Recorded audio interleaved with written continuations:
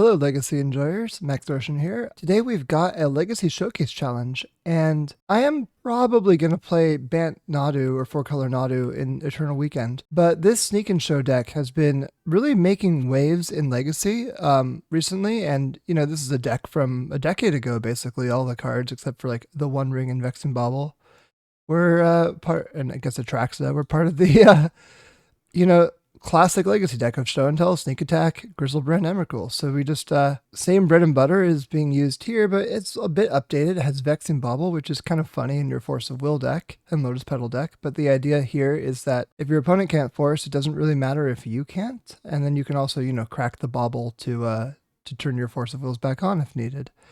The idea here is that you put Atraxa into play, draw a bunch of cards, and then say you Show and Tell in a sneak attack in the Atraxa, draw 10 cards, find a Simian Spirit, or find like a Lotus Petal and an Emrakul, or what have you. You basically can win all in one turn that way. So the deck is very powerful. Obviously, it plays a couple One Rings to supplement the Show and Tells and Sneak Attacks. Previously, the slot was used by Omniscience because you could Show and Tell in Omniscience and then all your stuff was free. But given that you have, these 6 soul lands for Ancient Tombs to City of Traders, and then you have Simian Spirit Guide and Lotus Petal, the One Ring requirement of 4 mana is a lot less than it looks at face value. So getting a One Ring into play protects you for that turn, draws you a bunch of cards. It just really is another avenue of attack for this deck. Moving over into the sideboard, we have 2 Consigned to Memory for basically the colorless / Eldrazi decks. We got our Graveyard Hate and Fairy Macabre. We have kind of a crossover Green Suns at Graveyard Hate in Graph Trigger's Cage. We have 2 Defense Grids for basically the counterspell decks. Pyroblast for the blue decks, a Braid for artifacts. Magus of the Moon is just a powerful thing to get into turn 1 against decks that are weak to it. We'll see that coming in quite a bit. And then 2 Meltdowns for the artifact decks.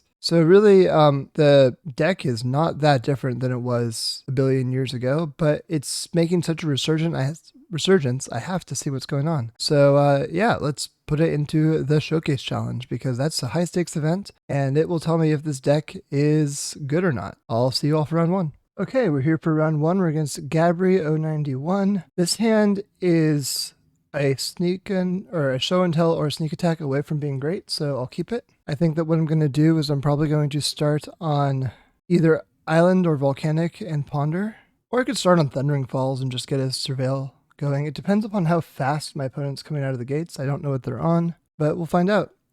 If they're on something where I need to make moves really quickly, then I just kind of go for the Ponder and try to find like a force to back up with my other Ponder. If they're on something that's super weak to Vexing Bauble, obviously I'll just jam Vexing Bauble into play. Yeah, remains to be seen. Okay, Flooded Strand Pass is not the fastest of plays. Let's go for a Thundering Falls first. So I want a Show and Tell or Sneak Attack. I think let's see, do I want this land? I think with my 3 cantrips, I do. Because, like, Wasteland's the thing, Daze the thing. I'd much rather just be able to play through and not just like get wastelanded and then have to choose whether or not I have a basic island here. Okay, so they're on either Tempo or Froginator. The fact that they haven't made any moves makes me suspect Froginator. I'm going to play this Ponder into Daze. I don't really mind if it gets dazed because I have so many going on. Okay, Bowmaster. So they're on Tempo.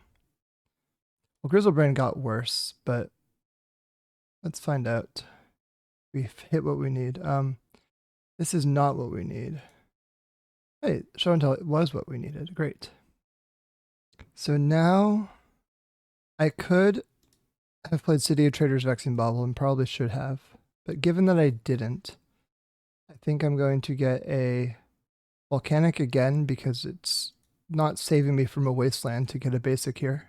I have a non-basic in play already. And I'm just going to play Grizzlebrand after next turn. I'm going to go City, Vexing Bauble, Show and Tell.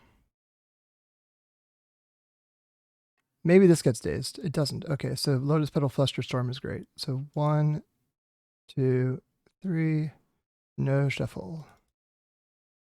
Lotus Petal Flusterstorm just gives me an extra layer of insulation. And so next turn, and I'm not playing out the pedal because I don't really need to fully show my opponent what I'm doing quite yet. There's like a non-zero chance I'm playing Delver right now. Like not a good Delver draw, mind you, but I don't know. Okay, Brainstorm. So I am not going to be drawing with this Grizzlebrand, by the way, with this Bowmaster. This is just going to be a 7/7 flying lifelink. And I'm going to hope it's enough. So let's go lowest pedal, city, bobble. See if this gets forced. It doesn't. Show and tell. What did you bring for show and tell? I brought Grizzlebrand.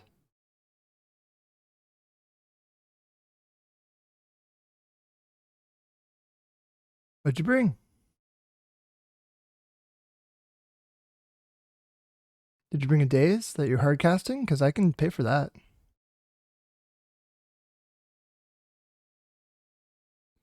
Yep, it resolves. So here's Grizzlebrand. Oh, Bowmaster. Okay. Well, I'm not drawing, so just gonna hang tight.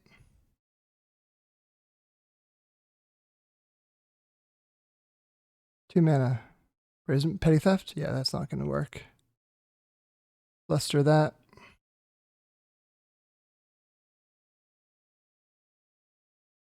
Okay. Hopefully that was their answer. If I draw 7 cards, I take 14 damage. And or 7 damage and Grizzlebrand dies. Neither one of those is something that I can deal with right now. Pondering for the next potential answer. Maybe they have like Shoot the Sheriff in their deck. Grizzlebrand is not an outlaw. It chose not to shuffle. Or no, it chose to shuffle. Okay, good. Yeah, Grizzlebrand is not an outlaw and is also not an artifact. So go for the throw or Shoot the Sheriff. Both get Grizzlebrand. You could also potentially play a Murktide Regent that's large enough to stonewall the Grizzlebrand. That'd be a bit annoying.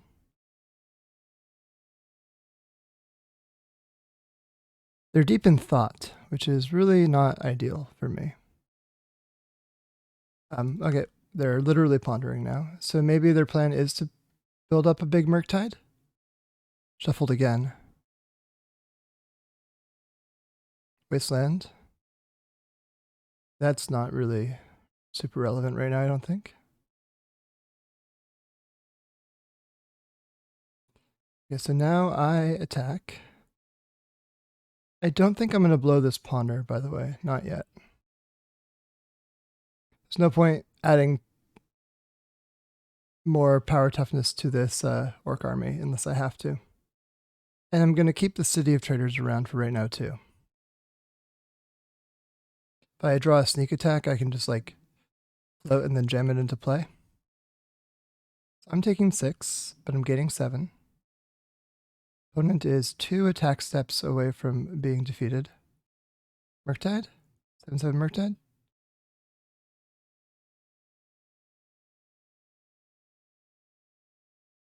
Seven Murktide would cause a problem for me. Because I can't afford to take 14 damage.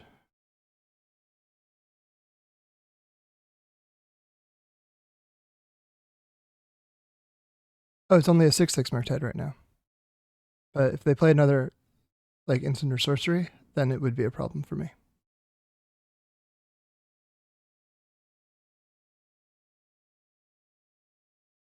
Otherwise, this Grizzlebrand is going face until proven otherwise. The One Ring. That can give me some insurance here. So let's attack with Grizzlebrand first.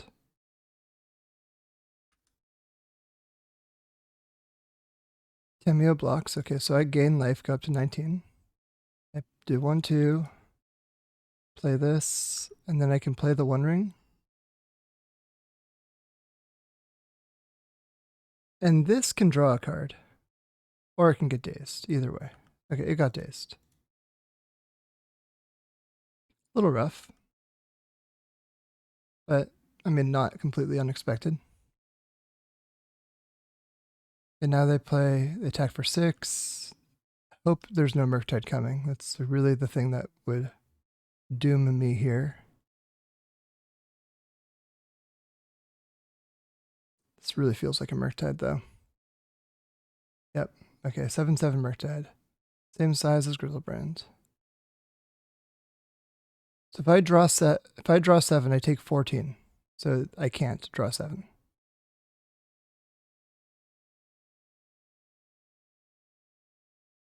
What I can potentially do is just attack and then try to reset and get a new like a Traxxas or something into play.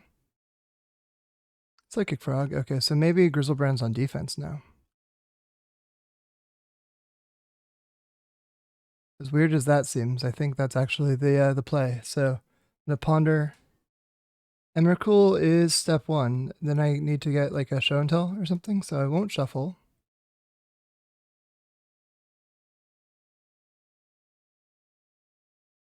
Okay. Taking 2 off that. Play out the land, and I just chill. Yeah, I'm just not doing anything. And then on end step, I might pop the bauble. I just don't want to make the Orc army an 8/8 that can attack into my Grizzlebrand. At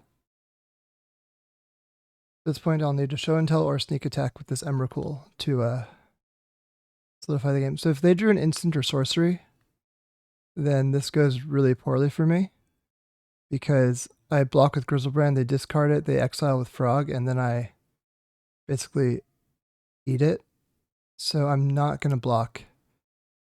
If I don't block, then I have to attack on my next turn. Is that correct?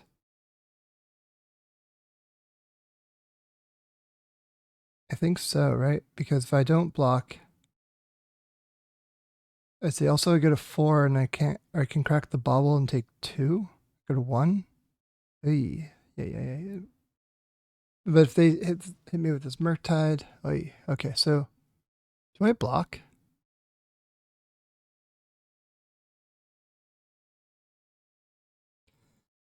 I'm gonna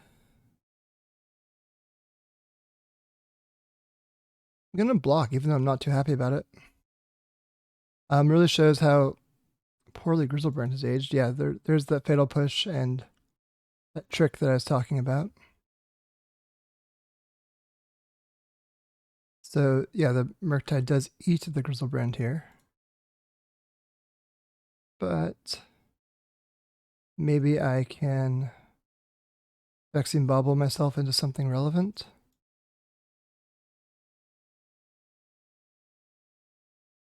Not looking good, but I'm gonna try. Okay, City of Traders. So if I draw a sneak attack, I'm kind of in it.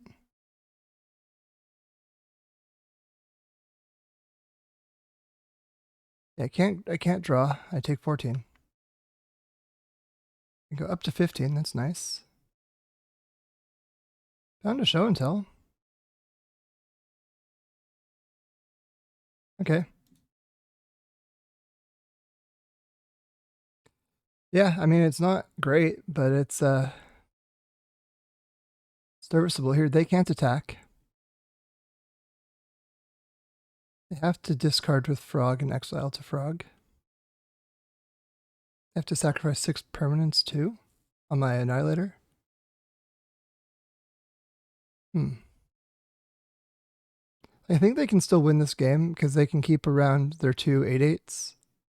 They can they can sacrifice 1, 2, 3, 4, 5, 6, make Frog block, and then attack me back for 16. So I do think I lose this game face up unless I top deck like a 1-ring or something to protect myself on the backswing. Grizzlebrand did not age well into a pair of Orcish Bowmasters, let me tell you. That was a major problem for this game. Like, I know I'm playing 4 Atraxas and 1 Grizzlebrand, but if this Grizzlebrand was an Atraxa, this would have been a very different game.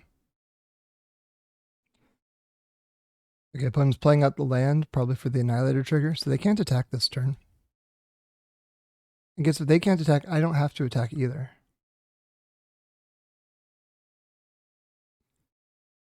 Yeah, let's see, because if I attack, they sacrifice these things and kill me on the backswing, so I can't attack. So you just get to stare at each other for a while. With this Emrakul holding down the fort until I can find something supplemental. Kind of funny. I do have Hardcast Force available for anything that I feel like matters. Like ideally, I just kind of find like another show and tell in an Atraxa or sneak attack in Atraxa or something like that, and all of a sudden this game opens way up. But I have to use Emrakul defensively until that is the case. Let's see. Given I'm out of fetchables, I'm not going to blow this city just yet. Or I guess I have basic mountain, so I'm not out of fetchables. But I just kind of wanted to stock up on my lands a little bit, especially since this Force of Will does get cast right now, and if I play a land, then it doesn't. Okay, Atraxa is step 1 to this whole shenanigan. Like I want to be able to float with city and then play like a sneak attack or show and tell or whatever. So I'm just going to stock up. Like I think draw go benefits me in a weird way. As while my opponent can flood the board, as soon as they get another giant spell into play, they're in trouble. My heal spell bomb does not do much. Okay, just cantrips, yeah. Yep. Not going to force a will a random draw.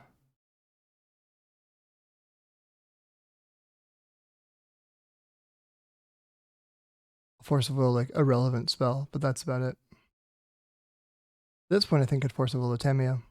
Ooh, coming in.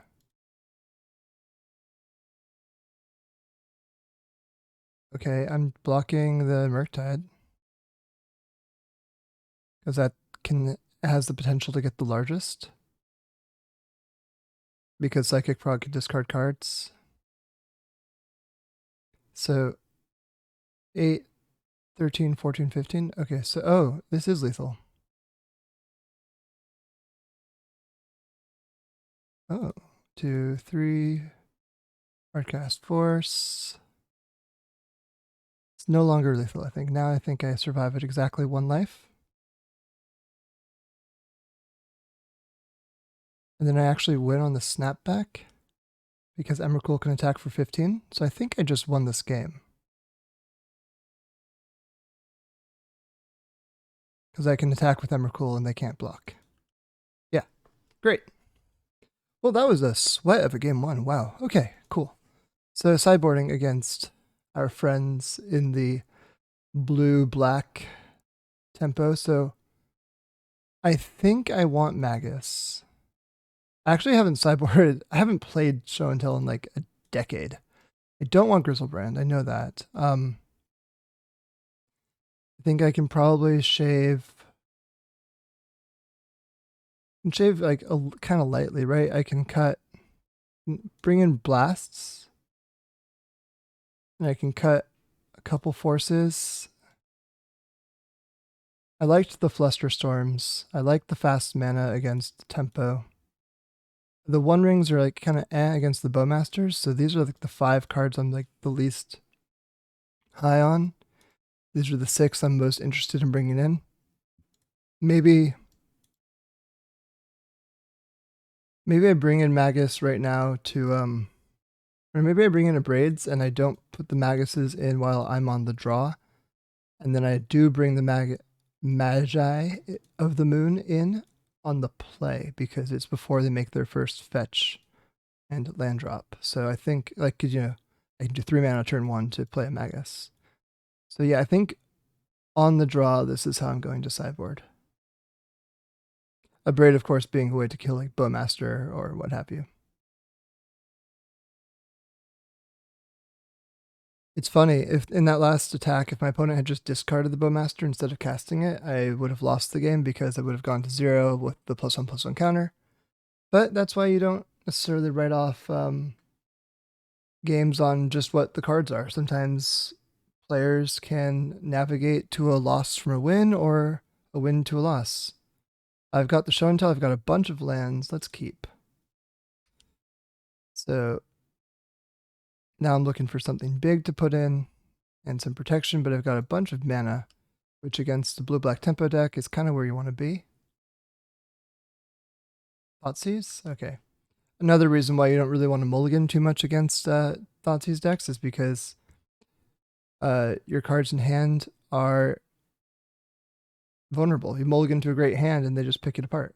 Okay, so Force of Will and Pyroblast and a backup sneak attack. So I won't take the Force, but I will take Pyroblast backup sneak attack. I'm going to put both sneak attacks in my hand because if I get redundant Thoughtseize, I'm going to want the Pyroblast and don't really need both sneak attacks.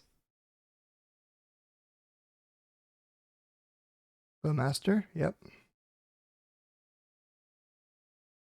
So I'm going to play out a Flooded Strand, and I'm going to fetch a Thundering Falls to Surveil.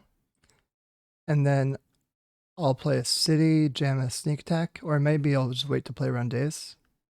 Not under too much pressure. Yeah, I'm just letting that Ponder go quickly because this is protection for my sneak attacks. Or this is how I perceive it. Also, I don't want to like think for too long on this Ponder because if I do that, it's pretty obvious that I have a Pyroblast. Yeah, fetch a Thundering Falls.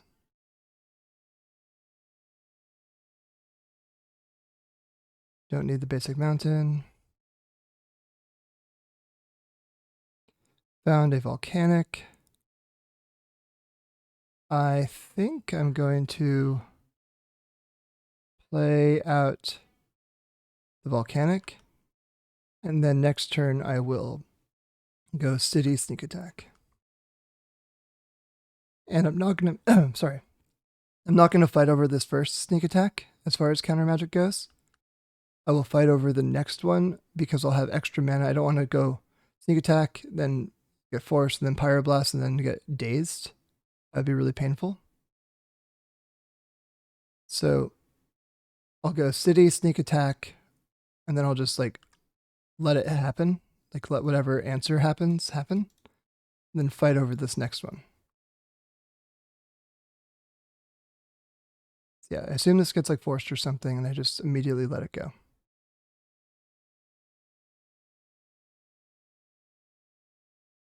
Yep, there's the force. I just let it go.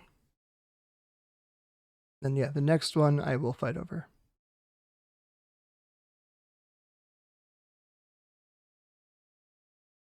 Opponent's pausing in my end step. I wonder if they have like another Bowmaster? Brazen Borrower? Okay, they have sensed that I have gone for it, I have missed, and they want to clock me. So now I'm taking 5 per turn, which is quite a bit of damage. Brainstorm, yep. They're looking for more interaction or another way to speed up their clock. If they have a Murktide here, then that's rough for me, but I can also Pyroblast it after it hits play. Ponder, it could just be a Murktide, yeah, like a 8/8 Murktide would be coming down, and that obviously would end the game.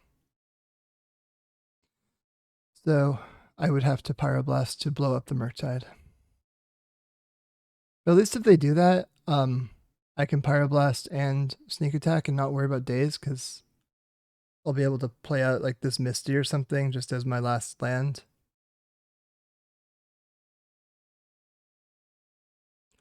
Okay. Simian Spirit Guide. So, play this out. Float. Red, red, Sneak Attack. Okay, so I can actually sneak in a Simian Spirit Guide to block this Bowmaster, and I will do that if I have the opportunity. Okay, so to block one of the Bowmasters. Less ideal now, but still, I think, the play. I might also blast the Borrower. No, I don't have 2 more red, do I? Let's find out. Yeah, because this changes my clock, I think. So yeah, I'll Pyroblast the Brazen Borrower, just destroy it. I will bring in this Simian Spirit Guide to block a Bowmaster. That'll end up taking 3, going to 4.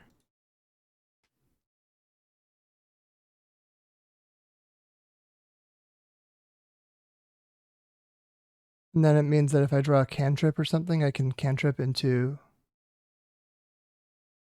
an Atraxa or something like that.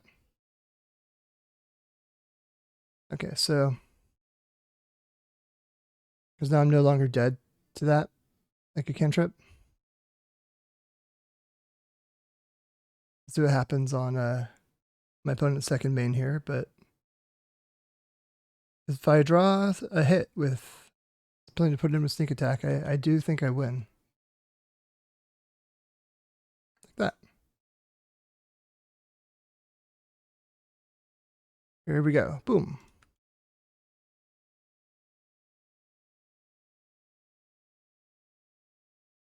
What a deck, huh? Okay, fine.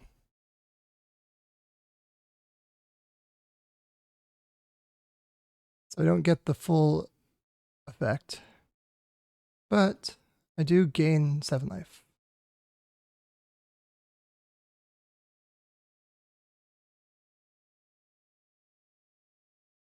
Okay.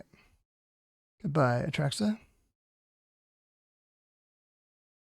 That one was a little unfortunate, but I mean, my opponent's been holding cards, so it's not a huge surprise. Okay, Borrower again, clocking me. And so, yeah, I'm taking 6 this turn, and it means I'm dead next turn, unless I find some action. And given that, I think I just fetch here because let's get this island out of my deck. Just draw something good. Nope, that won't do it.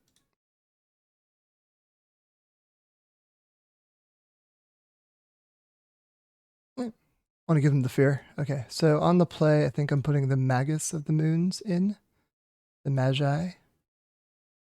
And then I can afford to cut I think I cut the forces because I have like abrades and defense grids now.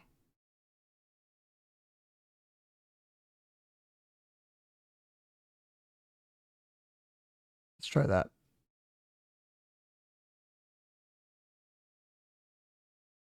Okay. On the play for game 3. This hand has Show and Tell Emrakul, it has Vexing Bauble. It's a pretty easy keep, I think. So I'm going to jam out a Bauble on turn 1 just because it's probably the most annoying thing I can do and it forces a force immediately. And I think I'm going to do it off of Volcanic so that I can save this fetch land to shuffle, like keep a card and shuffle with the Ponder. And I have a backup Bauble, so things are looking pretty good. Okay, cool. Bauble is in. So all of the 0 mana counter magic is out. As are my Lotus Petals until I crack the Bauble, for what it's worth. They're going for the Wasteland line, which means that this is going to end up getting a basic island unless I draw another land. I didn't draw a land, so basic island. Let's ponder, try to find more lands. We did. So I'm going to stack this Fluster, Show and Tell, Ancient Tomb, no shuffle. And so what I can do here is if they take my Show and Tell, I'm going to draw another Show and Tell off the top, and then I can just put in Emrakul. Because they can't daze me because I have the Bauble in play.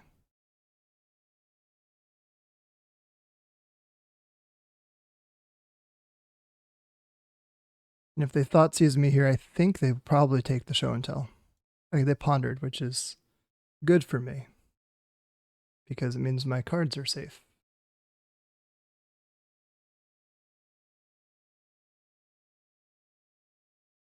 Also, holy crap, this is a 351 player event. That is still 9 rounds, but it's a tough 9 rounds. Okay, we're in for a day today, huh? Okay, opponent shuffled, by the way. Okay, so show and tell, Emrakul. It's 2010, baby. Okay. Bowmaster is in. We have both brought things for show and tell. And let's see if my opponent has an answer. Do they have Shoulder's Edict? That's the answer I can think of. No, they do not have Shoulder's Edict. So that was sweet. We got the match. I'll see you for 8 more rounds. Okay.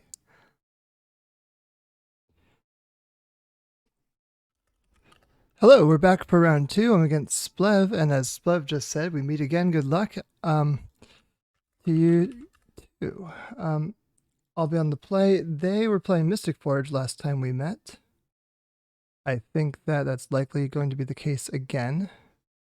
Now, I think I keep this hand because it's got a 1 ring and 2 show and tells. So it's pretty immune to Vexing Bauble type stuff. I think that, let's see here, I could potentially jam out the 1 ring on turn 2 if I draw an Accelerant or another Soul Land. So I'm going to lead on Ancient Tomb and pass, even though that kind of says the jig is up a little bit. I don't want to show and tell for my opponent since they're on Forge because they can put in something too. Like, I don't want to show and tell until I win, basically. A Fleshraker comes in. Yep. And so now I will, depending on what I draw, either cast the 1 ring if I can, or play a tap land, or a show and tell, I guess. Show and tell Emrakul might be the way to go.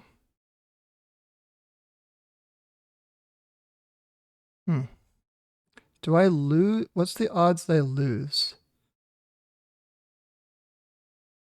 I guess I'll find out. Show and tell. Emrakul. GLHF.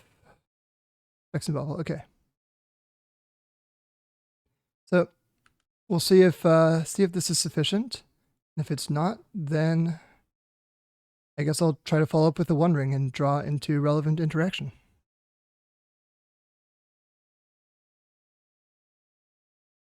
Okay, so they have 4 mana. It's the 1 ring. It's a backup Fleshraker. Okay, so at this point, 1 mana spells net them a mana. I can't do anything, so I'm just gonna kind of F6. Okay, they can trip the bauble. So yeah, these petals deal a bunch of damage. I could just die straight up right now to Fleshrakers. The 1 ring, yep. Ouch. And drew a card, okay. That's, I think, good for me. They have 7 permanents in play, so they're going to have to sacrifice 6 of them. And I have my own 1 ring coming down, so I don't die to the backswing. Okay, so let's attack.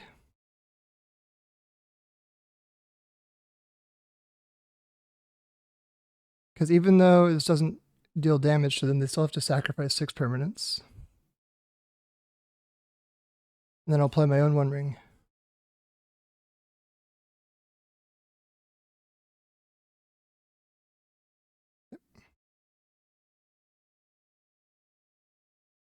And I think I'm going to do it with Pluto Delta. It's taking 1 extra point of damage here, but I think it's worth it. Although I'm not going to tap it just yet, because I don't think I need to, or I can do it on end step or whatever. Now they're at the fortunate life of 15, which is exactly what Emrakul needs to do to kill. Inventor's Fair. Okay, cool. They are not able to untap the ring. Okay, so Abrade seems good. Meltdown seems good. Consign seems good. Magus is probably good too. Beats the Saga business. Vexing Bauble does next to nothing. They're a Bauble deck. Force of Will is fine. Flusterstorm is not good. So these guys don't do too much. Show and Tell is a little bit risky, but the One Ring is a little bit slow. I think they're just a much better ring deck. And so I can just see this being the way to board. Like at the pace that I get a One Ring into play to accrue advantage, they're doing that way, way better than me. So I'm just going to try to sideboard like this and hope that I'm keeping the petals even in the face of their Vexing Baubles because I think I need the acceleration. Let's try it. Okay. So this is a turn 1 show and tell into nothing. So it's mulligan because it has no cantrips either. This has a sneak attack Emrakul. That's great. We'll keep it. And I think I'm going to get rid of the petal. It means that I kind of want to soul land, but I want my real mana in play. I want my blue card for force. I want sneak attack Emrakul. So yeah, I'm going to let the bauble go. Another reason I've been to petal. So I can melt down next turn. Let's ponder now, look for a backup land. Ooh, and a Traxa and a Magus. Don't need a Traxa because I have Emrakul. I will keep these though. No shuffle. So next turn I'll go Meltdown for 1. And then the turn after that I can maybe Magus of the Moon.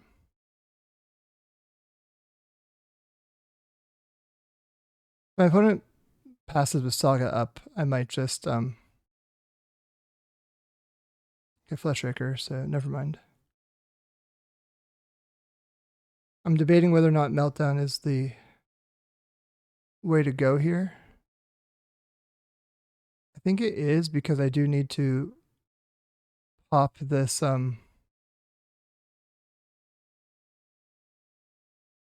Vexing Bauble for my Force of Will. So I'll go Meltdown, X equals 1. And I can now force something if I need to. Unless they get Bauble off of Saga, but that does force them to do that. Otherwise, they were able to get like a key or whatever.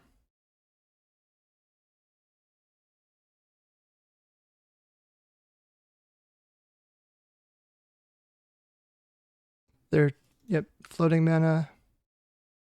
Maybe they get a backup Bauble. If they do, then they can kind of brainstorm with impunity. Yep, they do.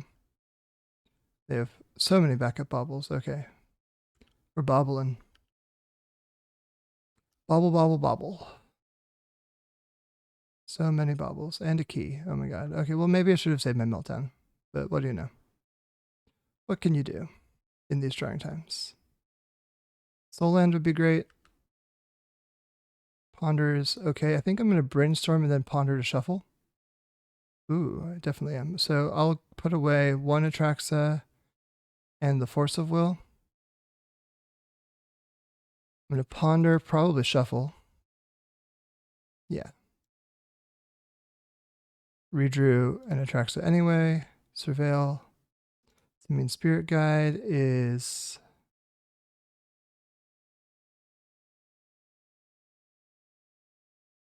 Is this too slow? It's a sneak attack next turn. And then it's winning the turn after that. Yeah, I guess it's my, that's what I'm going to try to do. Let's hope it's sufficient. This might be rough. If my opponent plays a One Ring and then untaps it with the key. Karn, okay. So what does Karn do? Get a Pithy Needle for sneak attack. Mycosynth Lattice. Okay, it looks like they're a little ways off of casting that, I think. I'm gonna play this Magus first, because I think it will slow them down just enough that I actually do have an extra turn. And say I draw a land off my next turn, I can actually sneak attack and activate in single turn cycle, and they don't know about it. So this is the way I'm going to try to run it. Okay, Karn's minusing again. We'll see. Hopefully I was able to slow my opponent down just enough. Disruptor Flute. Okay, what are they going to name? They get sneak attack, then that's a good shout. I mean, it's probably pretty obvious since I didn't play a show and tell last turn, but okay, so now I can attack my Magus into their Karn and force the Fleshraker block.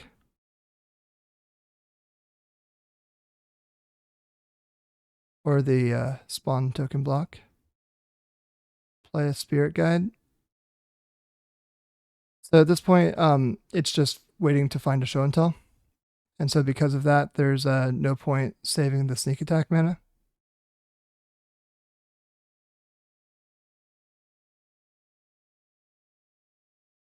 They could plus on like Disruptor Flute or whatever to block.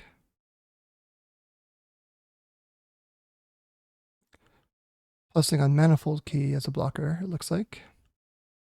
So I will, I think, attack at least the Spirit Guide into the Karn. And again, can't cast this Petal because of Vexing Bauble. So I can attack, if I attack with Magus as well, that doesn't really serve me well, I think. Because I don't necessarily want to trade Fleshraker for Magus, given that they have now 4 mana. It unlocks them too much. Yeah, this trade is fine. Or chump block is fine. So I think I just pass. And then, see, now they have 3 mana, which would be 6, hypothetically, if they get unlocked out of this Magus.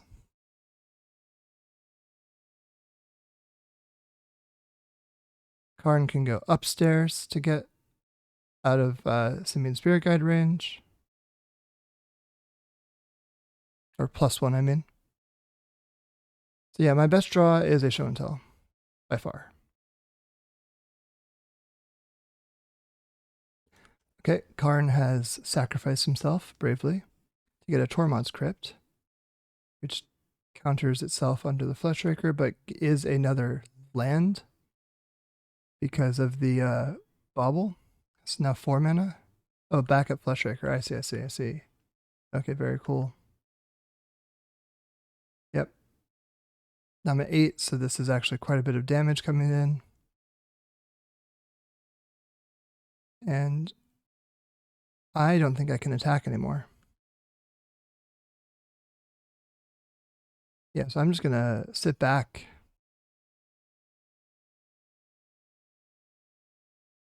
Okay, if Bauble's being sacrificed, I might have a chance. 1, 2. Spatial Contortion on that guy. Ouch. Okay, so yeah, I'm taking a bunch of damage.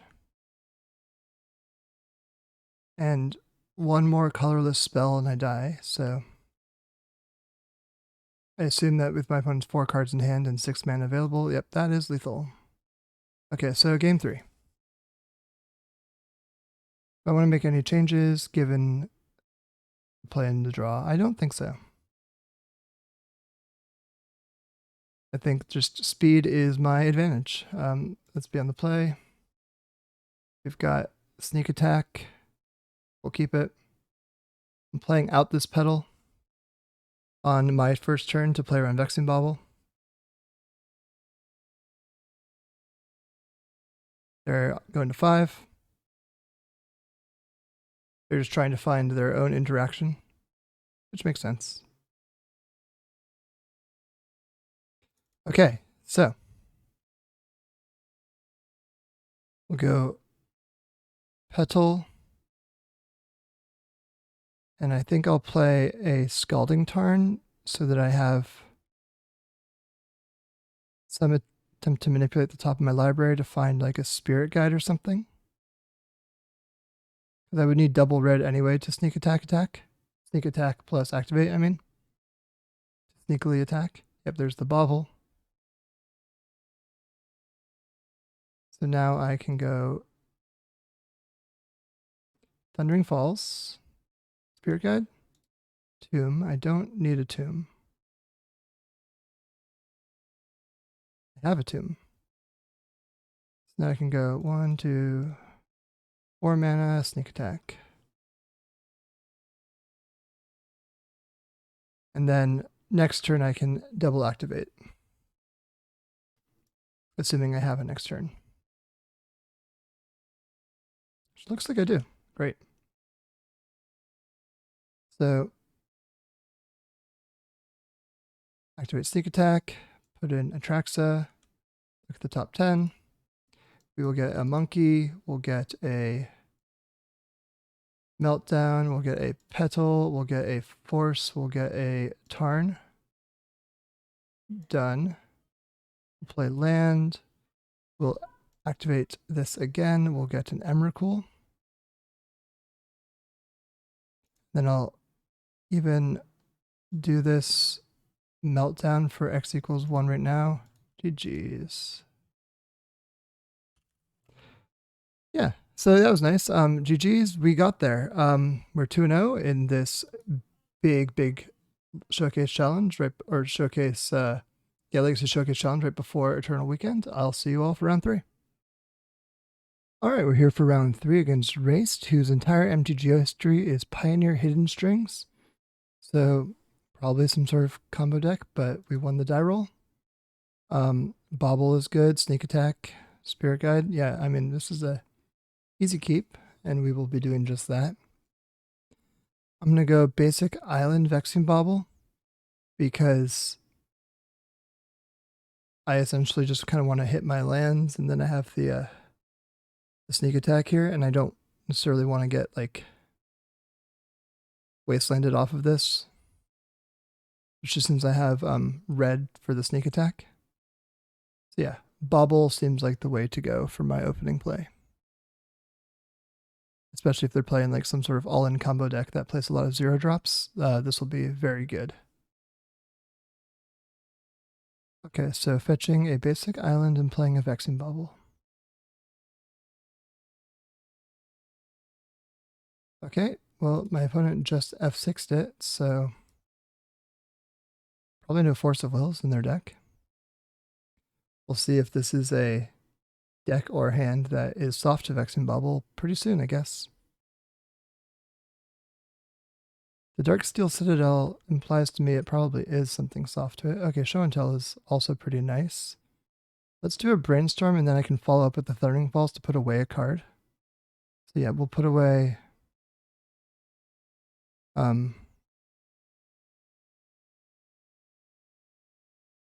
actually want to keep all of this, I think. So I'll go Emrakul, Grizzlebrand on top. I'm going to play this tapped land. Leave Grizzlebrand on top. The next turn, what I'm going to do is I'm going to Show and Tell in a sneak attack. And one of the reasons I'm going to do that is so that I have a better sense of what my opponent is actually playing.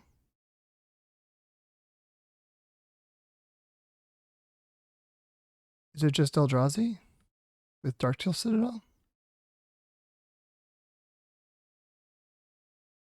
Not sure.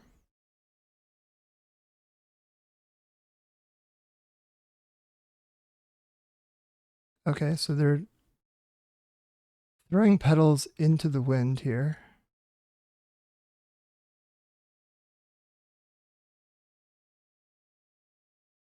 Yeah, let's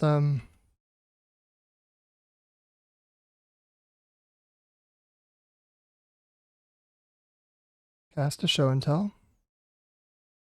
Put in sneak attack.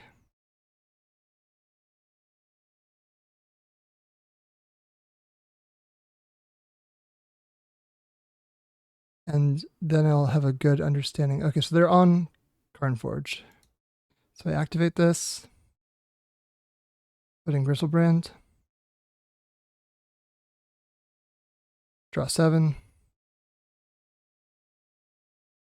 So I can't cast the Petal for what it's worth because I'm in Bobble. I can draw 7 more, however, because I'll be gaining a bunch of life. I hit another Spirit Guide. It has to be exactly Spirit Guide. Is that worth it? Or do I just attack here? Maybe I was wrong about what to do with this. I'm just concerned about getting a Flushraker out of the game all of a sudden. Yeah, I'll play this a lot safer now, I guess.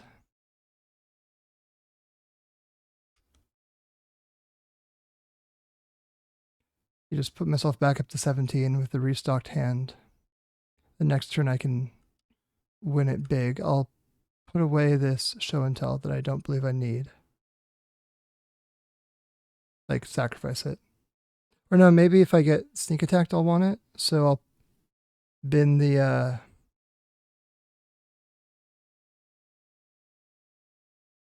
Petal. Petal doesn't do much.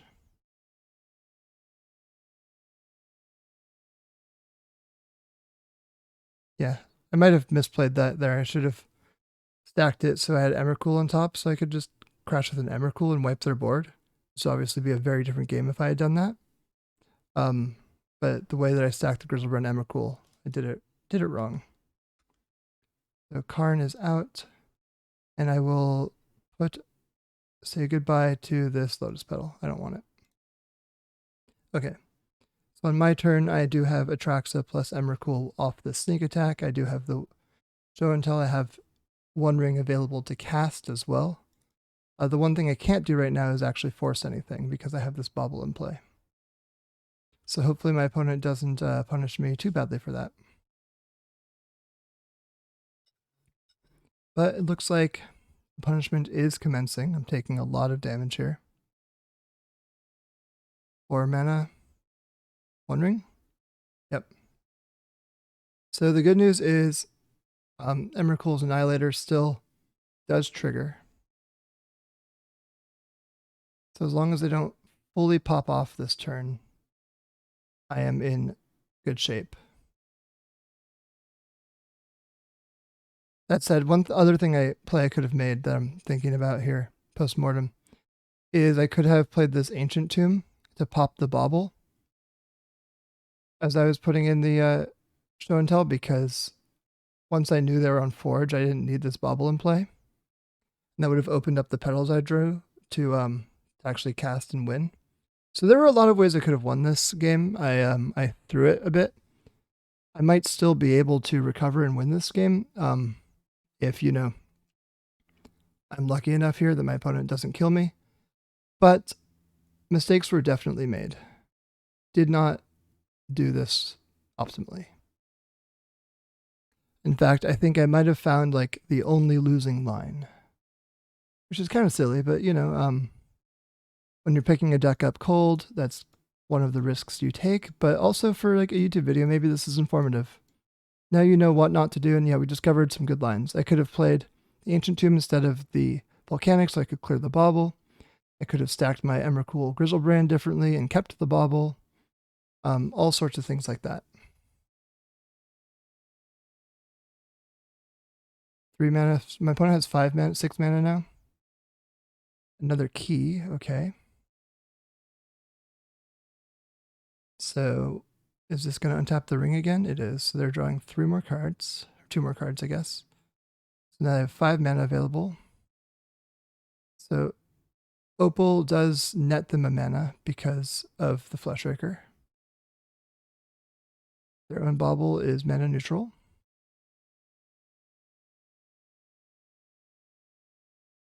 Let's see here. So Ancient Tomb doesn't take any damage because they have One Ring protection. Monolith is +4 mana, so they have a ton of mana here. See if we end up pulling defeat from the jaws of victory. It'd be disappointing if we do, but it could happen. So the baseline play for me this coming turn is One Ring and activate Sneak Attack to put an Emrakul and wipe a bunch of permanents off their board, and then win with Atraxa next turn. And then One Ring to protect myself. 9 mana, if this is a big Kozilek's command, I do in fact lose. Kozilek's command for 8, I assume. And then they'll find something to do with that mana, and it will kill me. So yeah, this was silly if I did it that way, but we'll see what they've got. I don't actually know what's on top of their deck. I'm not going to concede until I lose. But I do feel very silly about the way this game has gone. Karn, okay. Karn Lattice? Karn Lattice also does kill me.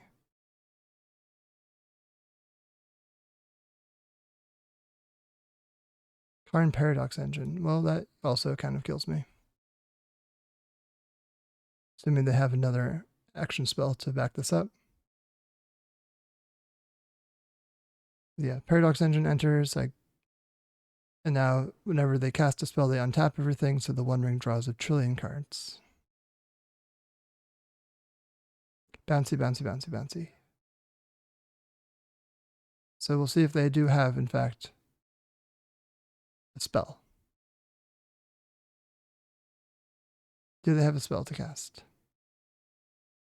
You can also crack baubles to try to find spells. I think they must have a spell, right? Like, oh yeah, they're using something.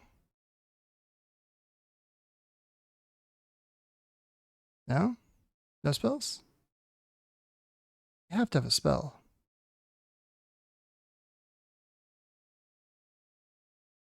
Well, I found the losing line in this game. In round 1, I found some winning lines.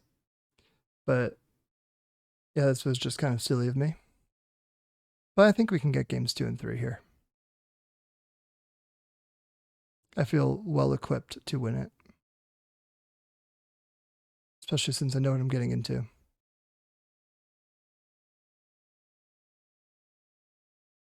Okay, opponent is sacrificing spawns now. Okay. That does in fact exile. I will put that on top. I'll bin it, whatever, doesn't matter. I drew a card. Oh, because they can't target themselves. That was the problem. But now they can just pop off. So their problem is Kozilek's command can't target them, and so they're confused what to do. But no, I am defeated here. Okay, so let's put baubles off into the side. Don't want those. Don't want the One Ring. Don't really want Flusterstorm. I want a Braid. I want Magus. I want Meltdown. I want Consigns. And then we submit. I think this is pretty straightforward. And I really threw that game. That's okay. Let's just win the next 2. Okay, we're on the play for game 2, and we've got a Show and Tell and a Meltdown. What's not to love? Easy keep. I wonder if I am supposed to Brainstorm on turn 1, just to increase the odds of a soul land so I can really pop off here. Maybe. Let's find out. Petal. Okay, so let's Brainstorm, end step. So we put away Emrakul. We have to redraw one of these, so we'll put back 2 Emrakuls. We'll redraw one of the Emrakuls. I think given my hand, I'm just going to Meltdown for 0.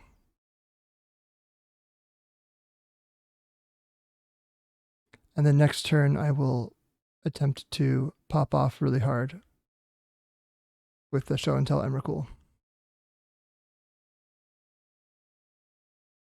And Emrakul so that the One Ring protection doesn't get me, I think. Because Bobble is probably going to enter play with this Urza Saga.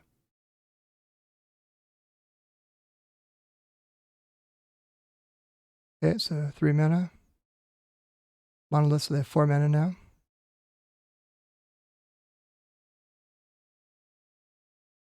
The One Ring? Mystic Forge, okay.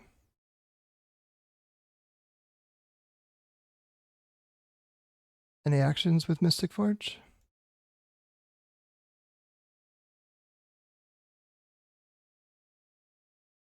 Exiling the One Ring. Okay, so they definitely have a One Ring in there. So I'm going to get Thundering Falls. Sneak Attack. I don't think is what I want here. Show and Tell Sneak Attack versus playing the Emrakul. Sneak Attack just opens up Pithing Needle and stuff, so I'll just get rid of that. I could do Show and Tell Atraxa and get a big hit and maybe force them to get a Bobble here, because otherwise I can like pop off with stuff. I'll do a Show and Tell Atraxa. I just feel like I'm too vulnerable otherwise.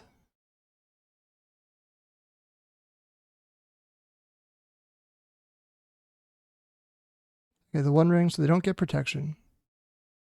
So I can go Force of Will,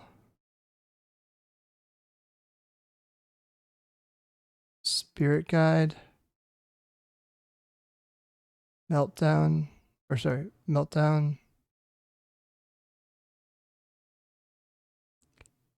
Ancient Tomb, Sneak Attack.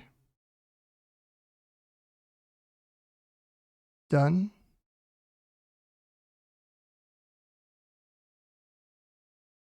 And then I can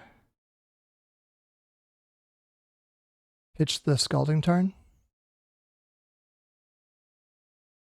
The next turn I can Sneak Attack an Emrakul in addition to my Atraxa.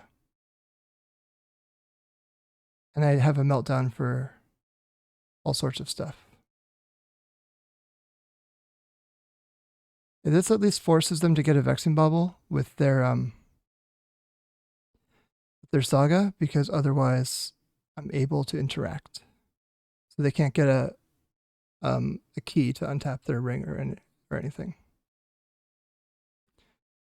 So hopefully that's good. Hopefully that's good enough. Definitely silly of me to have done it this way. Or game 1 had to screw that up. Oh, they got the key. Okay, so I still have force. I can force something. If they have so many cards in the hand, I might want to force mana. But let's see how they use their ring and key and stuff. I'll force, like, when they tap low. Okay, so 5 mana maybe? Is this like a Paradox Engine? Fleshraker. Fleshraker makes way too many permanents. I think I'm going to force this. I think if I force this, I can win a lot of the other games. Like, so let's get that out of here. And hopefully that's sufficient, because Fleshraker nets mana too. It's a big mana maker. So yeah, now they're drawing cards. Well, yeah, I think we've got it. They can untap the Monolith to make more mana. They can untap the ring to draw more cards. Depends what their 7 is in hand. Yeah, untap Monolith, they're just trying to cast spells now. I do have Monkey Meltdown. Not really. It's an instant speed. Monkey and a sorcery speed Meltdown. Opponent's going pretty slow here. I'm gonna pause and unpause as they cast spells. Okay, Voltaic Key is in. So more mana. This is +1 mana. So they can untap. Or no, they're pitching Karn off the top. So they can untap this and go back up to 4 mana. Nope, they're tapping and untapping the ring. They're down to 1 mana. They have not played a land this turn. So they could go like, they could have another key. They could play land Monolith.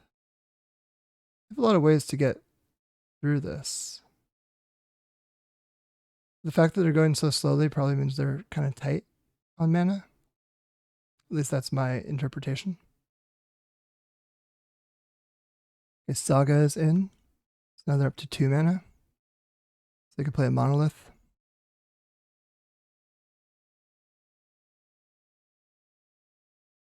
Vexing Bauble. Okay, does not bode well for them.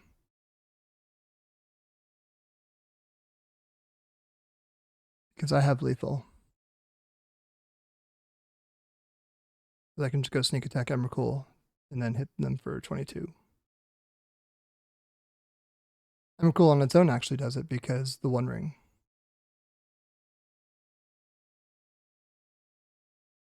Okay, cracking the baubles. Yeah, they're in trouble. That's the plan here. Okay, yeah. Cool. So I win this game. Did not need to be as close as it was, but what you gonna do? Sneak attack. Activate. With monkey. I'm holding up consign this way. Emrakul. Combat. 22. Okay. Match tied 1-1. I don't think I make any play draw changes. Petals get a little worse, but I don't think any of these spells get better.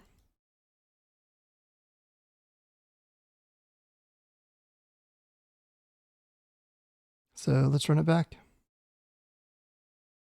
Also no changes from the opponent. This hand, yeah, I guess I keep it. It just needs to find land, but we can do that. Keep. It's got, I guess, technically force pitch show and tell if I need to. It's got sneak attack Emrakul. Opponent's going to 5.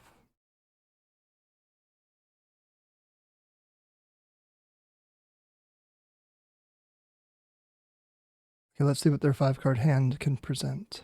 Darksteel Citadel. Lotus Petal. Pass, okay. So I think I'm going to hold up Consign to Memory this turn and I'll ponder next turn. Because I just want to really sculpt my hand. It's like a One Ring or something, I can consign it. It's a Mystic Forge, I'll consign that.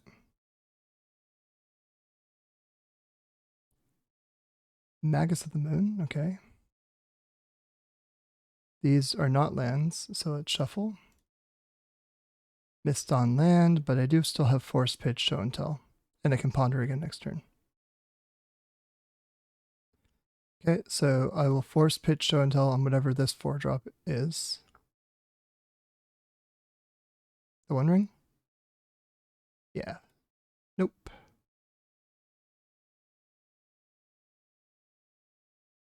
Okay, so Ponder and Brainstorm. I'm going to Brainstorm first and hope that there's a land in there because it will really accelerate my sculpting. There wasn't a land. I can put back Sneak Attack and Magus. And then next turn, I'm going to ponder and try to find a land. Voltaic Key is fine. Ponder into a land, please. City of Traders and Show and Tell. I guess we do that.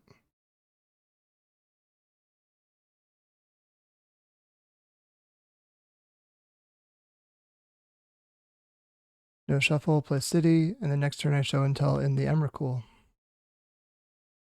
Because they're out of cards in hand basically, so it's not that interesting to put Magus into play or anything. Mox Opal because they need the mana, which means that my Force of Will is still alive. They're convenient. Defense Grid. I mean, if I'm not forcing this, what am I forcing?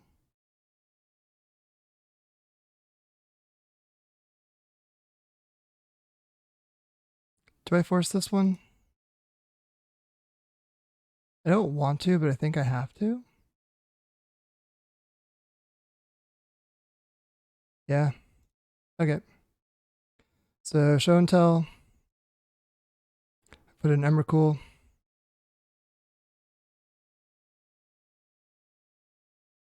Opponent puts in nothing. And that's hopefully game. Cool, that's game. So yeah, through game 1, but we got the match. We're 3-0 now, and I'll see you all for round 4. Alright, we're here for round 4. We're against Archon, who's been playing variants of blue-black tempo, so that's kind of what to expect. Yeah, I mean, this hand has redundant show and tell sneak attack, has pretty stable mana off of like Island Mountain if I need it. So I'm just gonna do a Flooded Strand pass on my turn and try to get a good sense of what Archon's playing. So Flooded Strand path. Yeah, just kind of want to try to get stable mana if I can. Which for now means uncracked, but if I keep on not hitting lands, I will fetch a Surveil land. So I did hit land there. That's quite good. Let's see what we get next land. So leaving these uncracked so that I can try to play around Wasteland of sorts.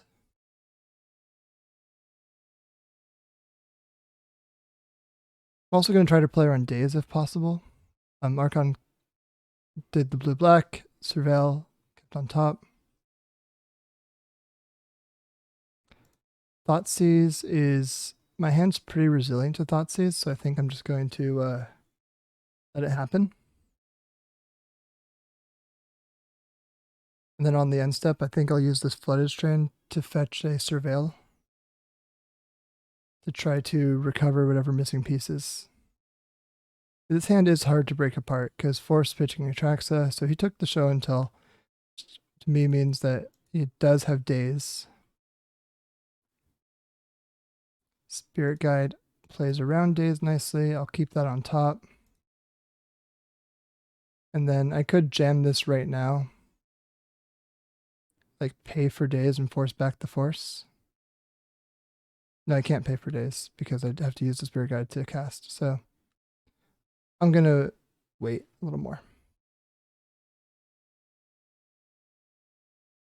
There's the frog. No Wasteland. Okay, so let's hopefully draw a land. Petal works. Now I'll cast a sneak attack. I'm going to get all non-basics because I already have a non-basic and he has no lands. So 1, 2, 3, 4. Sneak attack. So then I will force this back. Forcing me. I force back. If I get forced again, such is life. Nope, sneak attack resolves. Exile. Put an Emrakul. Smack him down to 1 life.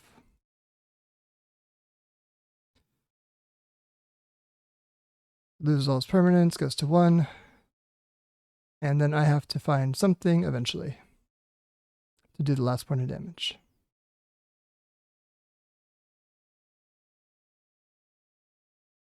Another sneak attack is not that last thing.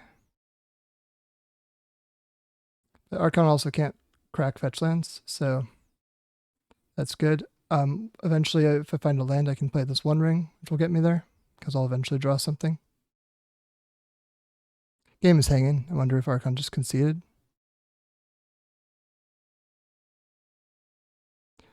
Nope, looks like my game is just lagging for a second. So if I find a land, I can play the One Ring. If I find another One Ring, I can pass the turn. Yeah, obviously, this is the post sneak attack.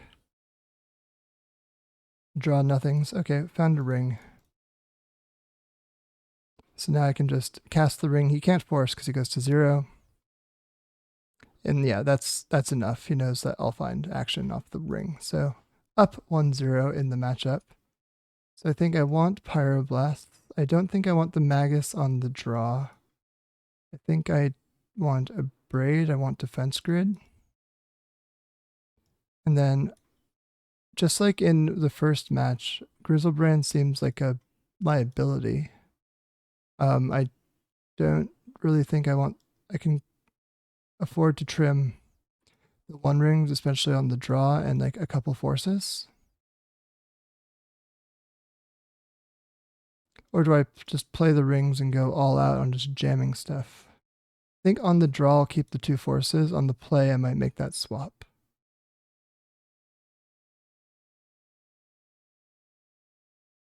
Yeah. Although I am playing like 5 things that make force terrible. He's playing Thoughtseize. I don't really want to 2-for-1 myself. I've convinced myself to just play the rings.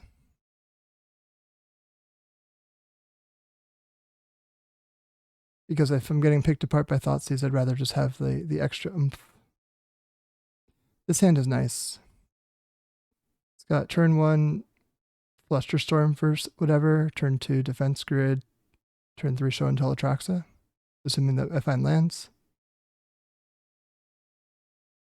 So Archon went to 6, I'm going to keep the 7.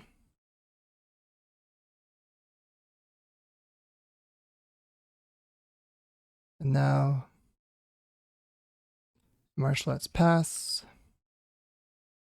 a redundant Show and Tell. So given that I have a Volcanic here, I might be inclined to fetch my Surveil to try to hit more lands. But we'll see what the turn has in store. He Thoughtseizes, I'm going to Fluster. Yeah, I'm going to Fluster this. I think I'm still doing it off of, I'm going to do it off of Basic Island. And if I draw another fetch, I can't get wasted. Yeah. The Thoughtseize at least gets flustered. He could pay for 1 and daze the other. Might be what he's doing. Yep. So Thoughtseize gets through. So Atraxa is probably the pick, given that I have 2 Show and Tells. Or Defense Grid.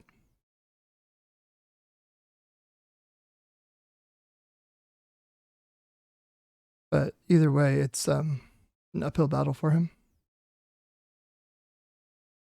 If he took the Atraxa, so I'll jam out the Defense Grid. Ooh, I drew an Atraxa too. There's an old adage, you can't Thoughtseize the top of the deck. This is why that adage exists. Land back in. Is this a frog or something? Frog, okay. Well, let's cast a Show and Tell and put in Atraxa.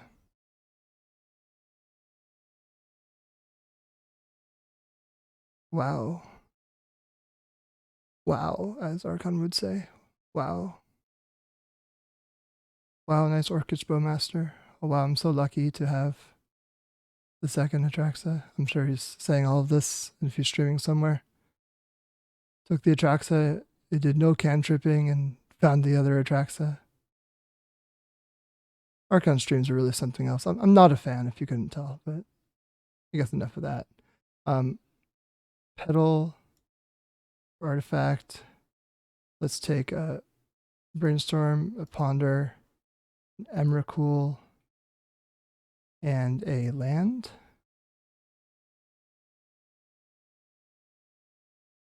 That's fine by me, done. Play land for turn. Play this.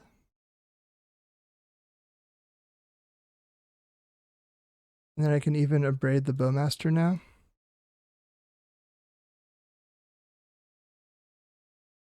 Deal 3 damage to Mr. Bowman.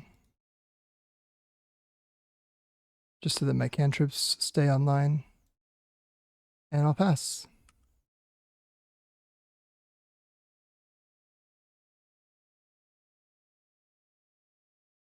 Okay, I lose my Atraxa. Frog comes in. Frog draws a card. Hopefully it doesn't have a second Children's Edict, because Emrakul is my next card here. So he knows about Emrakul, so I don't know.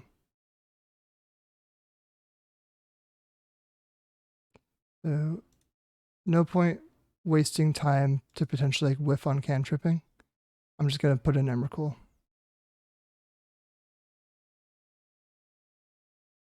There's Tamio. Okay, so if he... I don't think he can flip her in time here. He's fighting for his life here. But yeah, this is probably good for me. Yeah, cool. Got the match. So we're 4-0. Defeated Blue-Black Tempo twice and defeated Forge twice. I'll see you all for round 5. Okay, so we're here for round 5. We're against Einstein 9998. I think Brady is on Nadu. This hand seems solid. It's got a Vexing Bauble followed by Show and Tell or One Ring. It's got Brainstorm to find the missing piece for the Show and Tell. I'll keep it. Obviously, there's some vulnerabilities here regarding the bauble. Like turning off my forces, but also turning off my opponents. So Show and Tell is kind of a double-edged sword in this matchup, because if he's got, you know, a Nomads in play and I put in a Show and Tell, he can just immediately pop the the Nadu into play, and then I'm in trouble. So I think this turn I'm just going to play out a ring. Draw a card, get protection. And then next turn, hopefully I'm able to, you know, draw enough cards that I can just win before the Nadu deck gets active. I do have to be careful with the Show and Tell, though.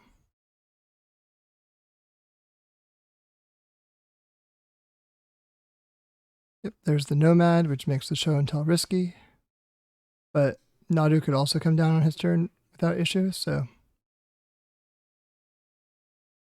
Maxtorstorm's a nice one. So remember that Petal does not work with Bauble, so I should be cognizant of that. I'll start off with a Brainstorm. Okay, so we hit the Emrakul, which could get Caracas. So I think what I'm going to do here is I'll put back Thundering Falls and Volcanic Island. Emrakul can also get to Ferried.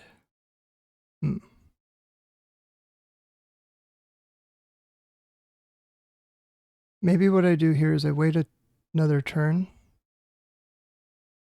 I put away Show and Tell, I try to find Sneak Attack, or I can Show and Tell in a Sneak Attack for acceleration. So maybe I put away Thundering Falls and the Lotus Petal. Play this, and then I'll pass the turn, anticipating another Brainstorm on my opponent's end step. The reason why I'm holding this up is in case it's a Green Sun Zenith. To find the Nadu, I want to be able to Flusterstorm that.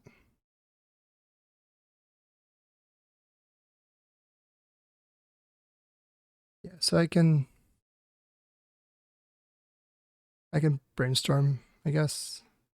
Or I could just Surveil, like fetch and Surveil, and then untap with my ring, draw a billion cards.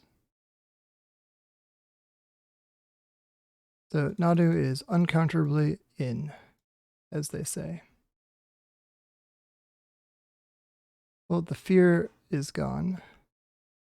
Source to Plowshares, yeah. This is a Caracas, yep. So there is why I didn't do the Emrakul. Force of Will. Nomads.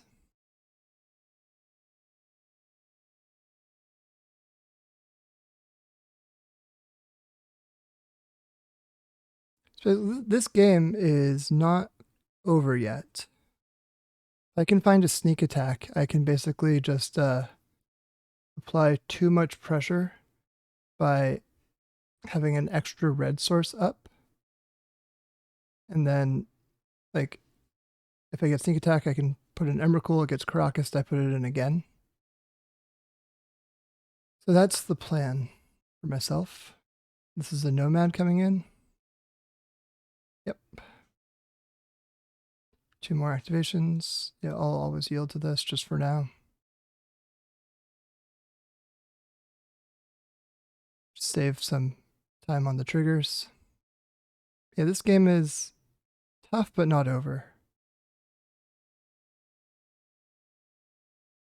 It's like a green sun for 2 in order to get, okay, to ponder. I think I'm gonna, should I fluster this ponder? I think maybe I do. Because I'm not sure I'm gonna have that many other good fluster targets in this game.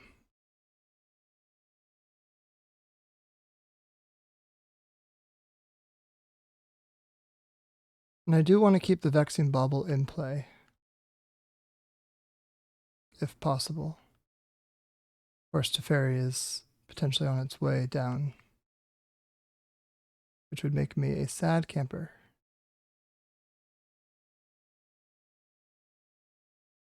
Yep, there's the Teferi that I cannot answer.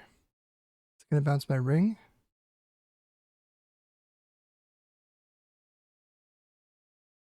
Or my bauble. Bounces my bauble, so I can fade the draw step by drawing a card. Or I can just let it happen and then recast it to force a force of will. Maybe that's better. I'll just let it happen. Yep, Nomads is in. Take 2 off the ring. More stuff is happening here. Bunch of triggers. At least 8. Up to 8, I should say. Yeah, that's why Nadu is so good. Second force.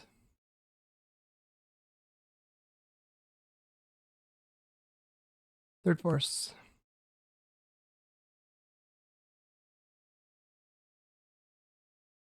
Okay. So let's draw 3 cards.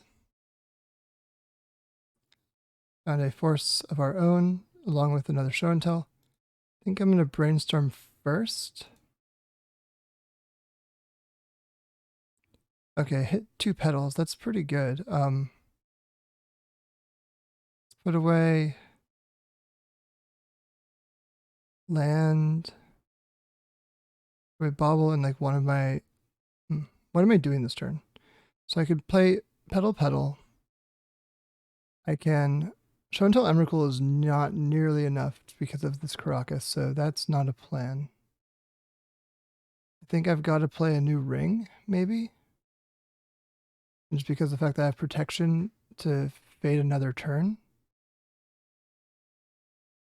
Okay, so I'll put away this and put away these 2 lands, perhaps. So I go petal, petal, land, bauble off of Tomb because it doesn't matter because I'm going to tap it anyway.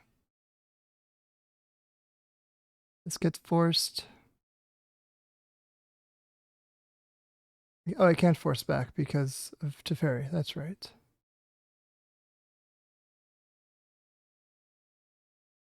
Okay, so now I can try to bait a show and tell.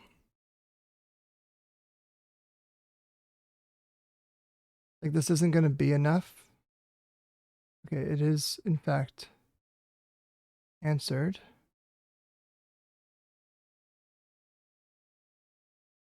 And I can't currently cast the ring because I don't have the mana for it. And he does have a third force of will that I'm aware of. So I think I just have to brainstorm and pray. It's not going to do it, but I mean, I could try. So put away this, put away the land, it doesn't matter. Ponder.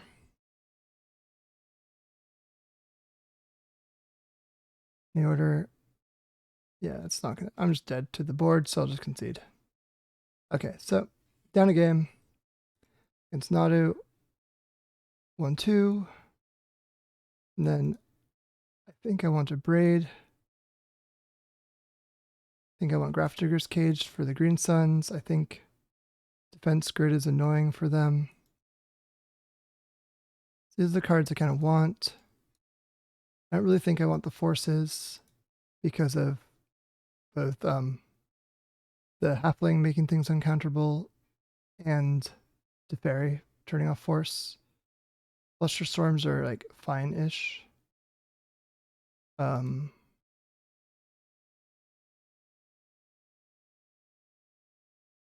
then maybe Fluster Storms are not great. Let's cut those, and I can probably cut like basic Mountain. Doesn't feel necessary in this matchup.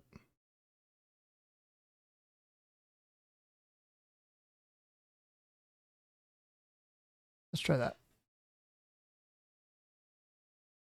Okay. Okay, on the play again, since I lost the first game. This hand does not have any colored sources. Obviously, if it did, it would be great. I think it's a little bit too iffy to keep, so I'm going to mulligan. This is quite a bit better. Keep. I'm going to put Petal on the bottom.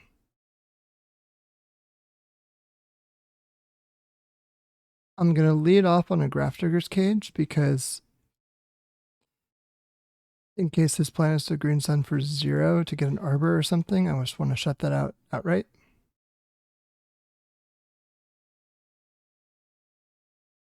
The next turn, I'll play Defense Grid, I believe.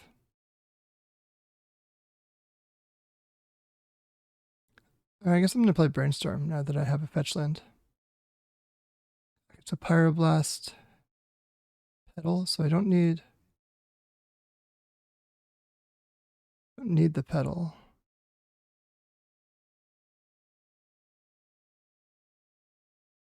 Now I can hold up Pyroblast.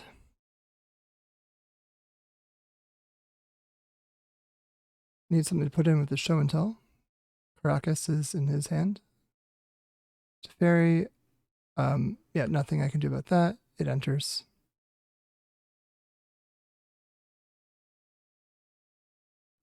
Cage is back to my hand. And I will try to fetch.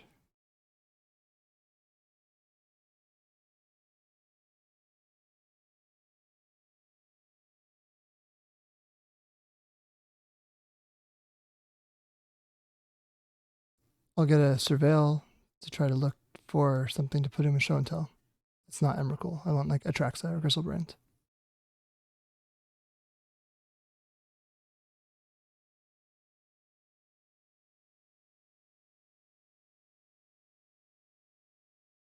Ponder will help me get there, so Ponder.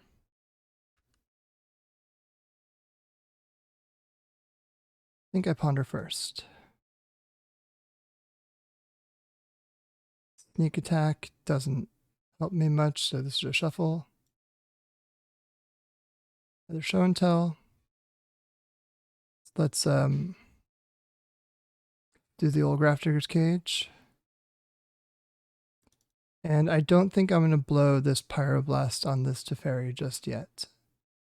If, like, say a Nadu enters and doesn't do much, I'd much rather be able to Pyroblast that on my turn. So Teferi is up. There's the Nadu. Yep, this is why I saved it. Fixing Bobble as well. So I'll start with the Bobble perhaps. Then I can Pyroblast Nadu. Double Hierarch was found. And I think I'm going to pop the Bobble now. I did in fact hit a land, and I'm going to play this city. Or sorry, defense grid. Okay, so grid is down. I just need something to put in with show and tell. Outside of that, I'm in decent shape.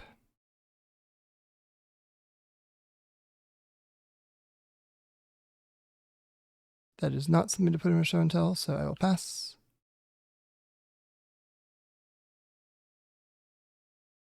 Now this Teferi is going upstairs, or can go up, which is even scarier.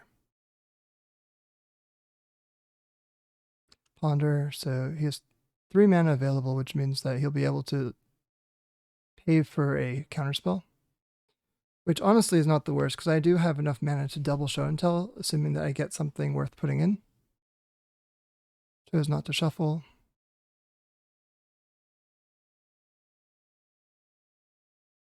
Let's see what that means.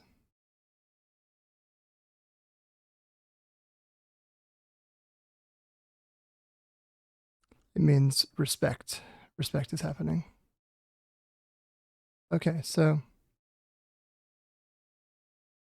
start with the show and tell. It's probably going to get countered. But then the next show and tell will work. Oh, it worked. Great. So Halfling enters. Okay, that's pretty modest. This game plowed or something. 4 mana, 3 mana plow, 4 mana plow. Consigned to memory. Ref. Okay, well, maybe now it's just going to get, hopefully it gets like bounced back to my hand and not plowed. But we will see. Because if it just gets bounced back to my hand, I can show and tell it in again. If it's getting plowed, I can't do that.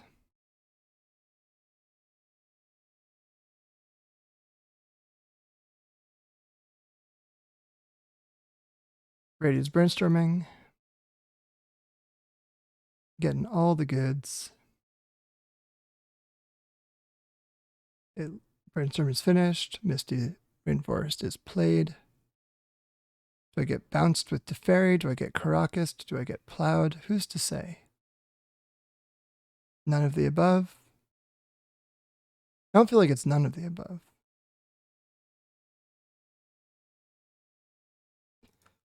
Misty's getting cracked. Something's happening.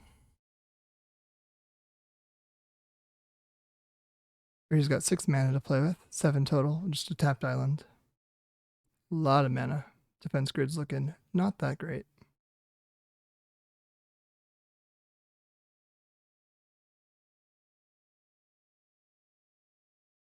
Teferi is going up, so things are getting cast at instant speed, perhaps. I will attack Teferi.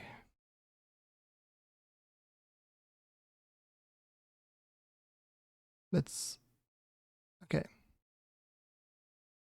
Second main.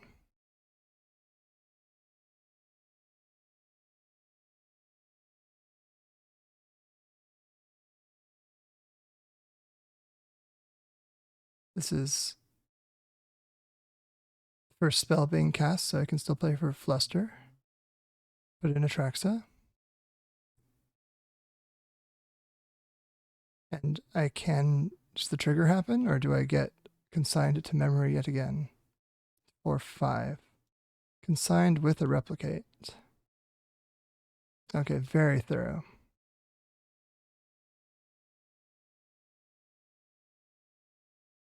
Okay. That's not quite working out for me, is it? Okay, so this probably means that the Nadu is here now with the green Sun Zenith.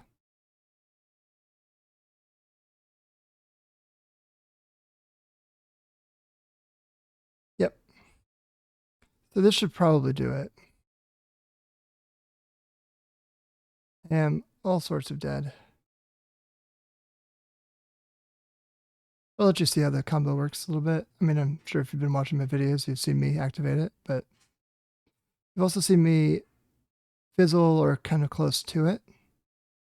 And so, given that, I kind of want to just hold off a little bit on conceding. Okay, well, no more defense grid.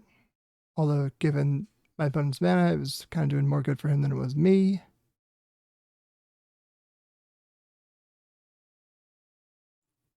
And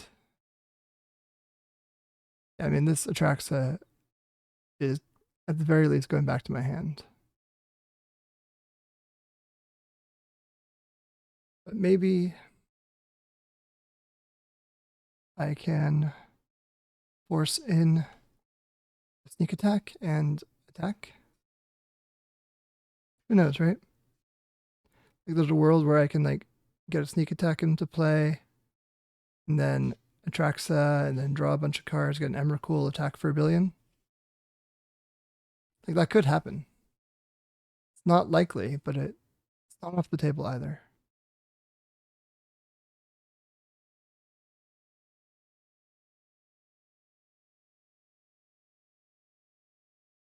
Play out a Petal.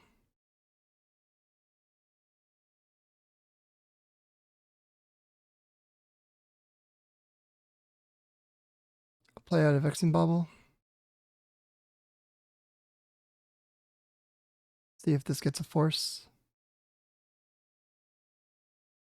Yeah, there's the force. Probably gets the force.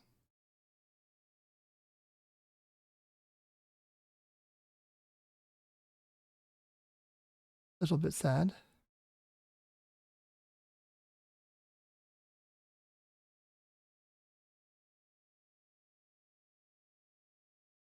Hydroblast also, so sneak attack's stock is way, way down.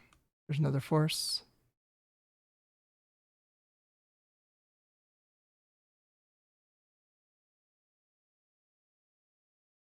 Okay, so force is forced. Let's play that cage.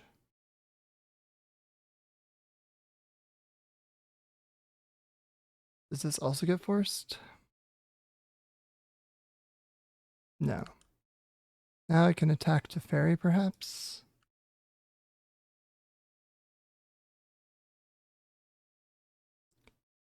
Atraxa goes back to my hand, and I think I'm going to pass.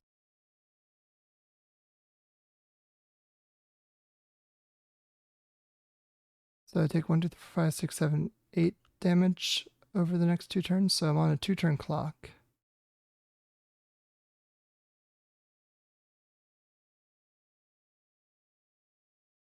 Yeah, this is, as far as my playing Nadu goes, a reassuring sign.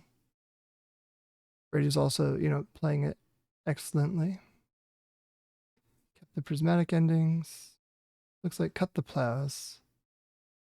Consigns were really good against me, so as far as sideboarding against Sneak and Show, I think that consigns are definitely the way to go. Clicked Roof didn't seem like it was going to be great. I wouldn't be surprised if Bristly Bill got cut. Ponder. See what we can find. Not that. Sneak attack, okay. I mean, I will try. May as well. I mean, it's going to get hydroblasted, but...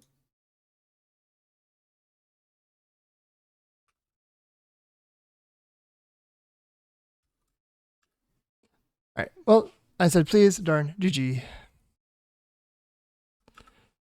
So, I am now 4-1, but Brady is 5-0 with Nadu. Awesome. I'll see you all for round 6.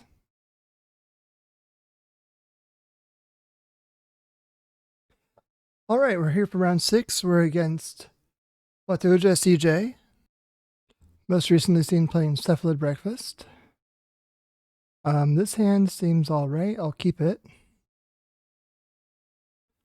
Basically, I'm going to try to leverage these brainstorms to find interaction. I will brainstorm turn 1 after I confirm what my opponent's playing. And then from there, if I find more acceleration, I can jam a sneak attack on turn 2. I could play a Vexing Bauble if I find one of those. Stuff like that. So Volcanic, pass. Oh, this is not Cephalid Breakfast, is it? This is Eldrazi, probably, given the Chalice. The other decks are, what am I trying to say? The other Ancient Tomb decks are mostly on Vexing Bauble.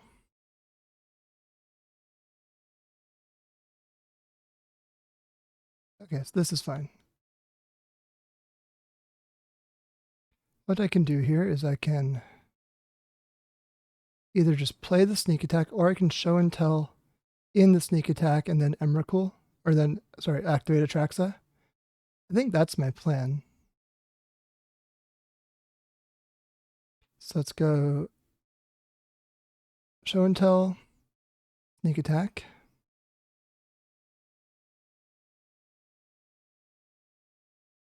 Then I activate it, put in Atraxa, try to find more goods. Like an Emrakul and a Simian Spirit Guide or Lotus Petal. So now, yeah, I activate, sneak attack, put in Atraxa, flip 10. So we got Simian Spirit Guide. Or no, we don't. We need the creature. So we got Grizzlebrand. We've got Petal. We've got Flusterstorm and Ponder, even though it doesn't really matter. And a basic island, why not? Done. And then I can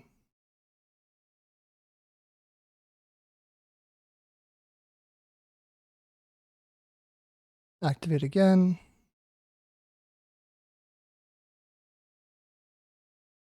Put Grizzlebrand into play. Draw some cards. Find the Emrakul. See if we can hit another Petal or Spirit Guide. We did. Activate again. Put in Emrakul, the Aeon's Torn. Go to combat. And attack for way more than lethal. Okay, cool. Up a game against Eldrazi. So against Eldrazi, I don't really want Vexing Bauble. I don't really want Flusterstorm. The rest of the stuff is probably fine. Consigns are definitely something I do want. A Braid seems good. Magus of the Moon is obviously great. Meltdowns are a little hit or miss. Are they better or worse than anything in the deck? I think that I don't care that much about Chalice, so the Meltdowns can stay in the board. And I'm going to run it back.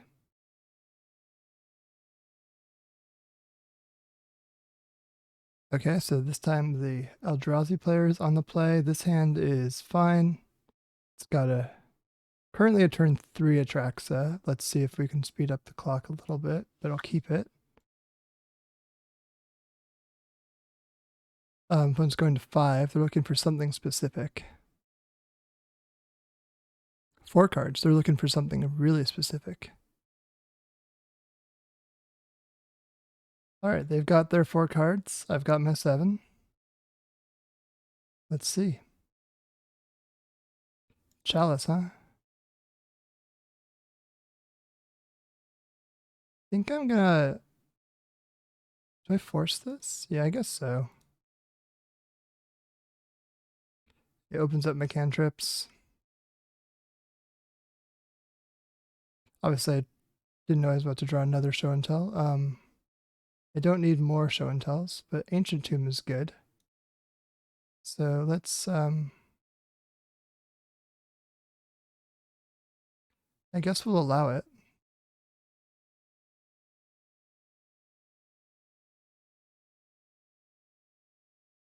Because even if I get wastelanded here, I can do a fetch land and then the Ancient Tomb the turn after. If I get Thought Not Seared, then that's a little bit sad for me, but I can fetch and try to find something else to put in off these show and tells. Well, okay.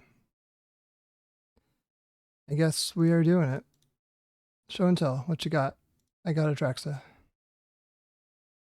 Null Drifter, okay. So I will get a Consigned to Memory. I'll get a Ponder. I'll get a Sneak Attack. I'll get a One Ring. And I'll get an Ancient Tomb. Done. Okay, and then I'll probably discard the Show and Tell. Okay. So my opponent can attack Annihilator, and I'll sacrifice the Tomb, probably. And then I can block. I could also bounce my Atraxa back to hand with like a Wastecape Battle Mage, something like that. If they have the land, but they don't. Okay. They wasteland me, and then attack to annihilate me, and then I block. That's not going to quite work out in their favor. I don't see how they get out of this, but if they do, that's very impressive. This is also why I don't like put too much stock into MTGO history. Like the fact that I did see my opponent on Breakfast recently doesn't necessarily mean they're playing it today.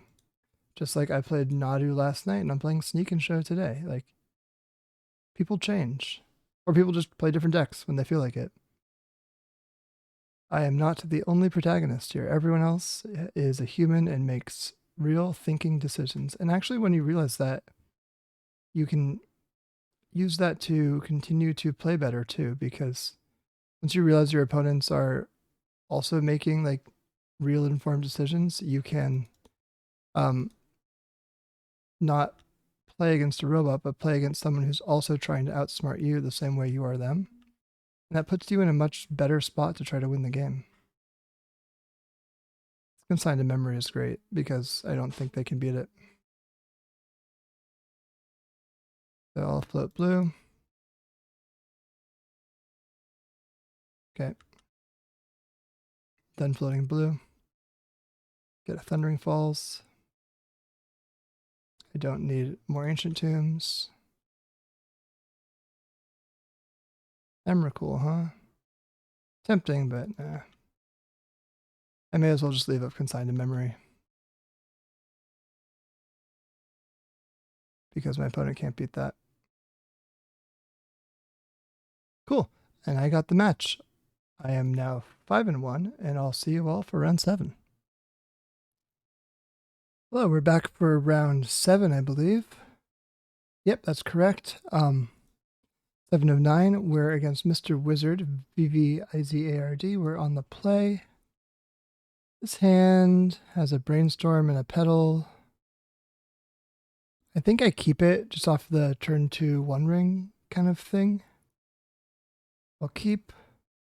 I'll play Valk, Petal, and pass, and then I can hopefully Brainstorm into whatever I need.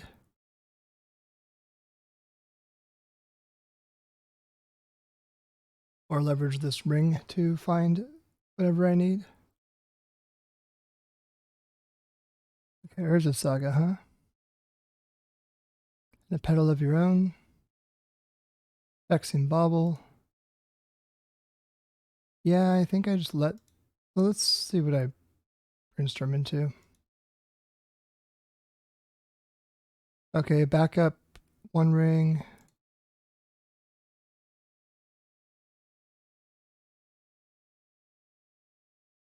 Okay. Guess it all resolves.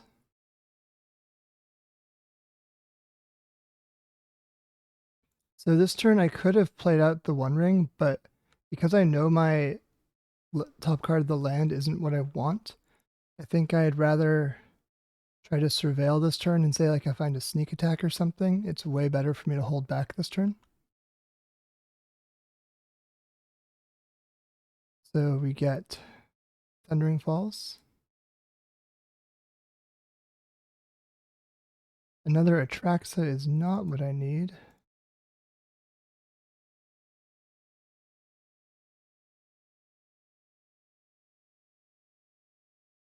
I mean, Spirit Guide is not bad.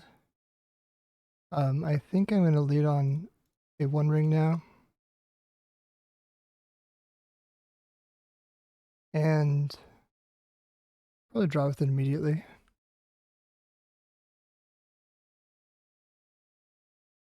Force of Will.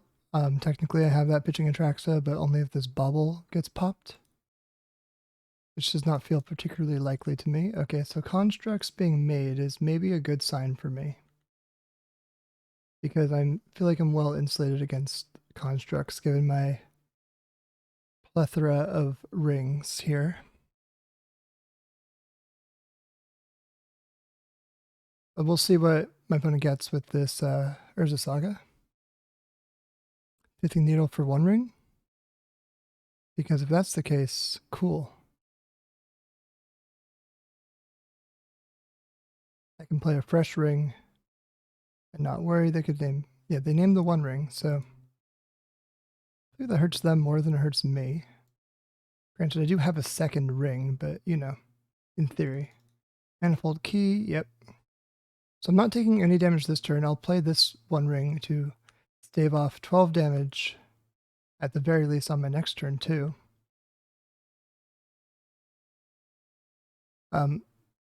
So it is again worth noting that this Vexing Bauble is preventing me from doing anything with my pedal here.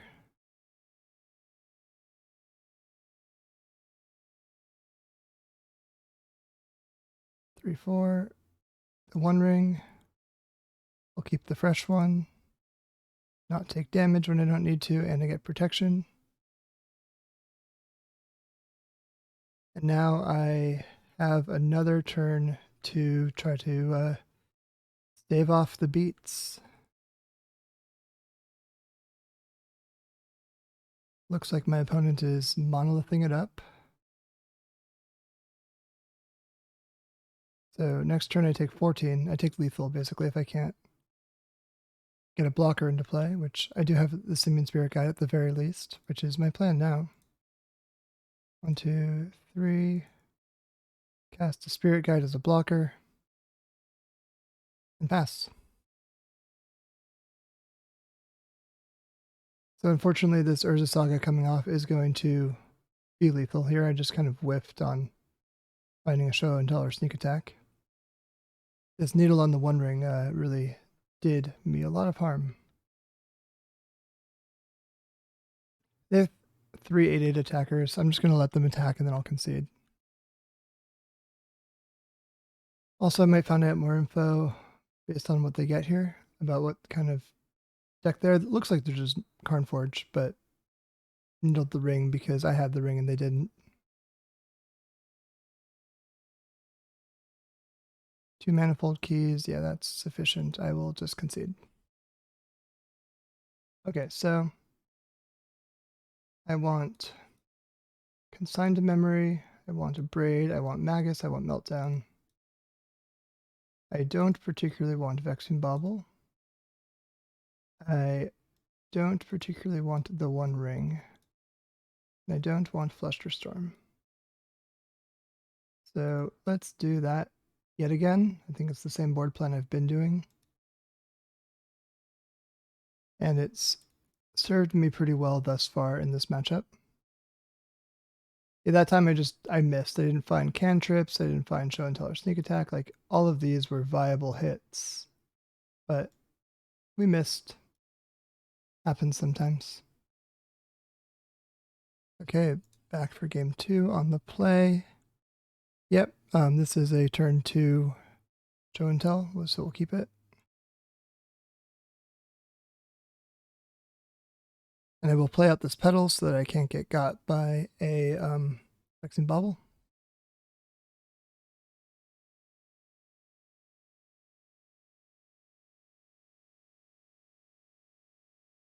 Opponent's going to 6. Scalding Tarn. Lotus Petal. Pass.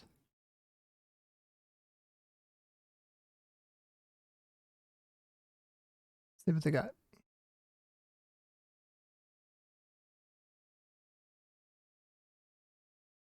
There's the bubble. So I'll do a Thundering Falls. Thundering Falls. Don't want that. Now, I can brainstorm next turn if I need to. Right now, we are showing and telling.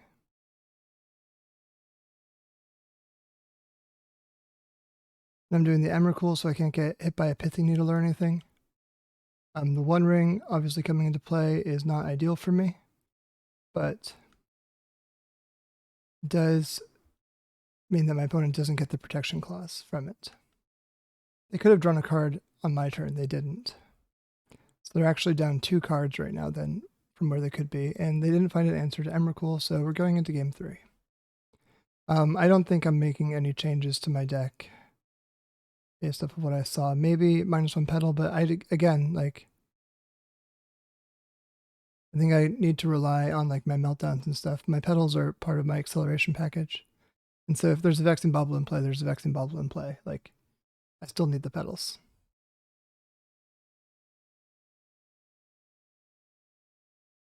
Okay.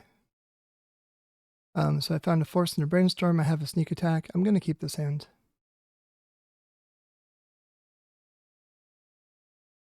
And hopefully I get something good going. Last zone. Vexing Bobble. I'm going to let that happen. Not going to force it pitching my Brainstorm because my Brainstorm is the most important spell, I think. So yeah, I'll do a Thundering Falls with this, and then I'll Brainstorm with it and shuffle away the cards I don't want. That's my plan. Besides, if I find a Meltdown or something, all of a sudden this Force becomes live again. Manifold Key. Okay. So Thundering Falls, we thunder, fall. Don't want that. Do want that, very nice. So it's Brainstorm. And a redundant Sneak Attack.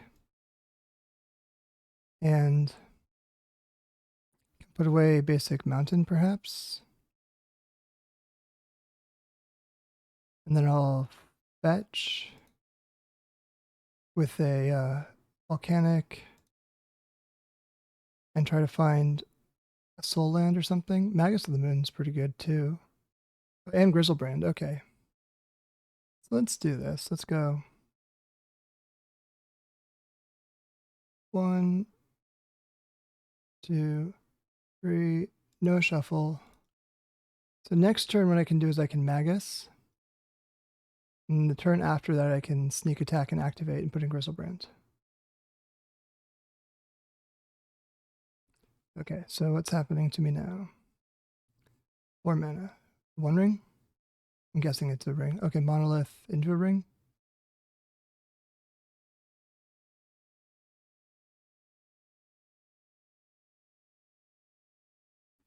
Magus just feels like an important roadblock in slowing down my opponent. Okay, they've untapped and untapped Monolith. 4 mana, Karn. Okay. What are they going to get? Lattice? Microsoft Lettuce, indeed. Okay. So I know my next card and I don't really want it. Since I already have the basic island in hand, I'm just going to fetch here and play the Magus. 1. Boom. Magus. Okay, so now opponent is low on lands, and hopefully I can stave off this Karn for a turn. And has 4 mana. It's a 1 ring. It is a 1 ring. Okay, so that's actually quite good for me because Grizzlebrand is a go.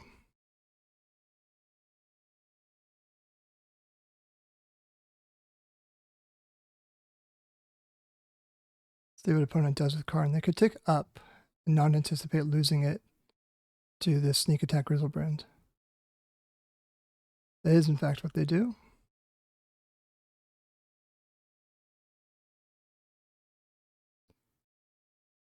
I'm going to change my plan and do actually an Atraxa. I'm going to play the island here so that I can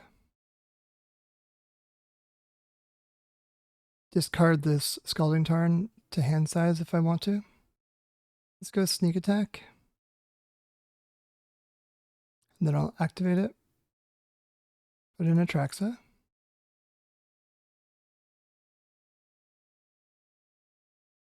And then I trigger her. And I'll get a Braid, Meltdown, City, Emrakul, Sneak Attack.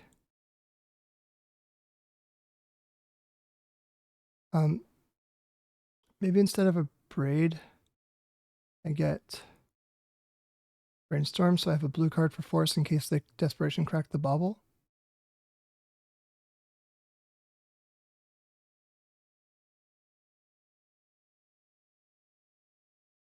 Done.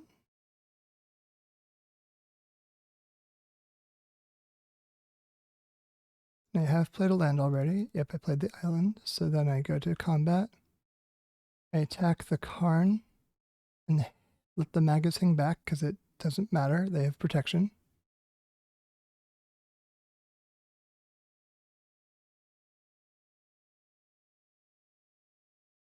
And then I go to Instep. Then I go to Cleanup, and I think I'm going to toss the Tarn.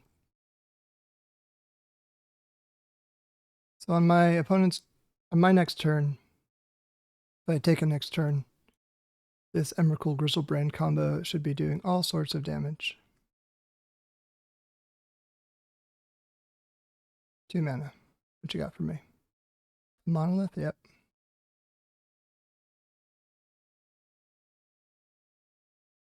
So 3, and then they have untapping the ring. Okay, so drawing a bunch of cards. 2 mana.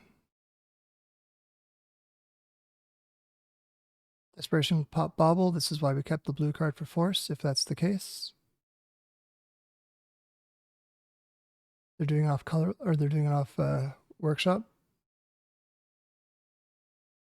3 mana.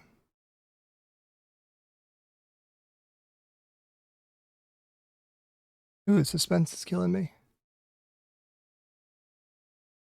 They're casting something. Kolagon's command X equals 1, creating a Scion and drawing a card. Okay. They got 1 card in hand now. And we got the match. Awesome. So we are now 6-1. I will see you all for round 8. Okay, we're here for round 8. We're against a known blue-red tempo enjoyer. I think we're going to keep this hand, even though it's a little bit sketchy. I think that what we're going to do here is basically just try to go soul land, like, I'm going to figure out what's the most surprising way I can lead. I think I'm going to lead on Ancient Tomb. If it gets Wastelanded, I'm okay. Ooh, maybe I'm less okay with that now that there's a Delver in play.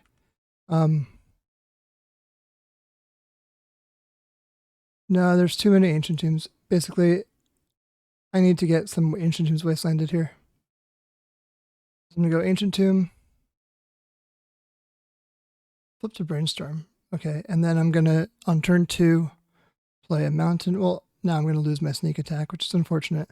My plan was to then Sneak Attack, or Mountain, then City, play Sneak Attack, and then next turn Emrakul. So this is falling apart kind of quickly, although if I hit with my, if I hit a blue source, this Brainstorm might be able to do a lot of fixing the problems. I think Sneak Attack is almost certainly the card to take here. If he takes Brainstorm, he has the answer. Okay, he's taking the Emrakul. And Wastelanding my tomb. Okay, that I am more than okay with. As we established, I have too many Ancient Tombs. Let's play another one. And then I'll play Mountain next turn, and then City Sneak Attack the turn after. And hopefully draw a blue source and Brainstorm into something great.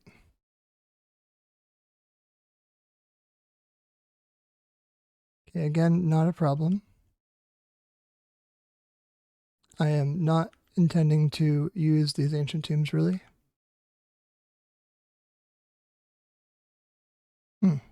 Does that change anything?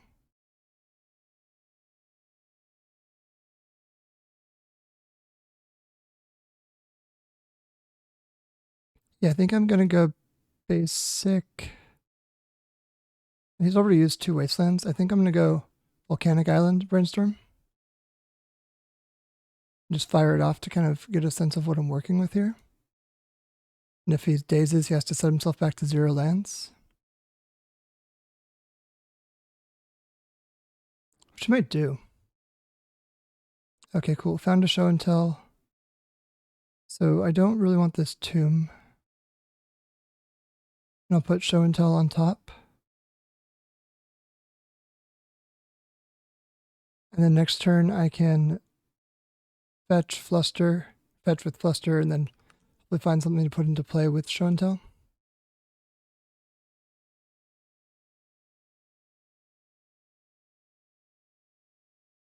Now I'm trying to be cognizant of Orcish Bowmasters as well. So if my opponent fetches, I'm going to correct the Brainstorm immediately.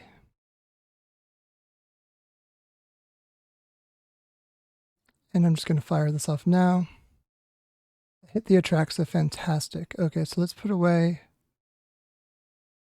Mountain, or sorry, Thundering Falls and Atraxa on top.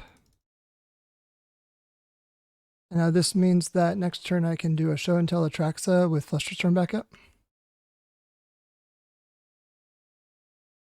Because I can go City, Show and Tell. And I could even put in Sneak Attack if I wanted to. And then activate for Atraxa. See where things end up. So City Show and Tell is the start either way. I probably do put in Sneak Attack for what it's worth, because I want the life total now. Okay, so Force of Will, so I Fluster back. And now I hopefully am able to... Uh-oh. It's getting dazed. Okay, well, I go to 3 life now. And then next turn I Sneak Attack and can Sneak Attack Atraxa because I'll have 5 mana. In the nick of time. That's the plan, at least.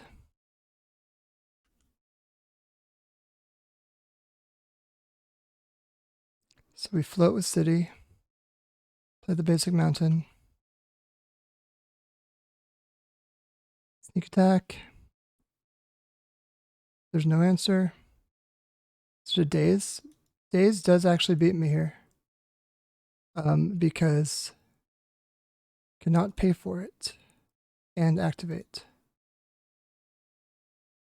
Yeah, well, still it's a net neutral because I would have had to pre-play that, and it cost a mana to do it. So, yep, I am defeated in game 1. That was a good days off the top. Okay, so I want Pyroblasts. On the play, I probably want Magus of the Moon.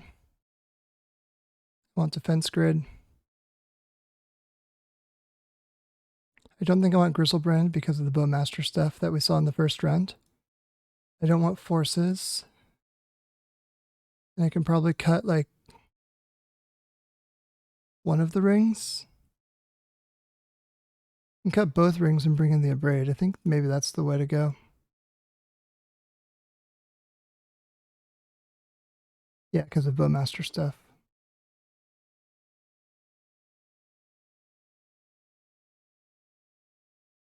Let's try that. And that last days was brutal. On the play for game 2. This looks like a pretty nice 1-2-3 kind of draw.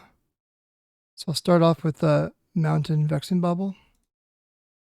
And then I'll follow it up with the Defense Grid. Which ironically makes the Vexing Bauble not work, but then I can cash that in for a card.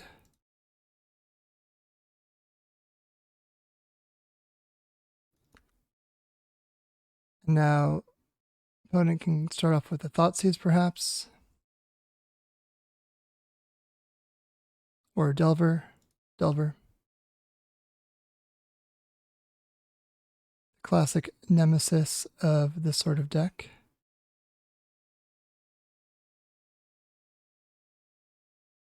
So do I play Defense Grid and then with Ancient Tomb and Crack Bauble this turn?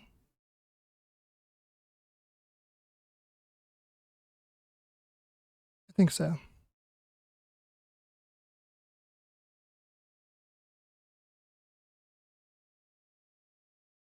Yeah, and I'll do it. I don't know when I'll do it. Maybe end step. Find a memory as the card revealed. Thoughtseize. Okay, yeah, this is why I waited on the bauble. So you can take one of my 2, Show and Tell or Sneak Attack. Doesn't really matter, but now I can draw with the bauble and have more hits for the creature. Took the Show and Tell. He has 2 Thoughtseizes, then I'm in trouble, obviously. Another Goyf, okay.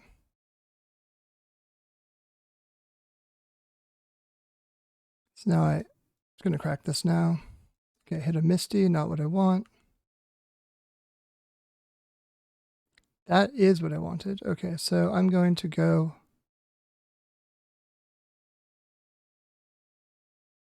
Sneak Attack into play.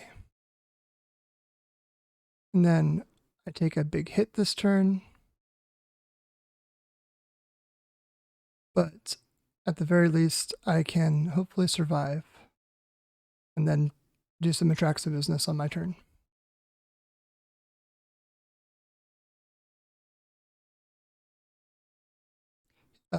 Ocean Soul is surveilling.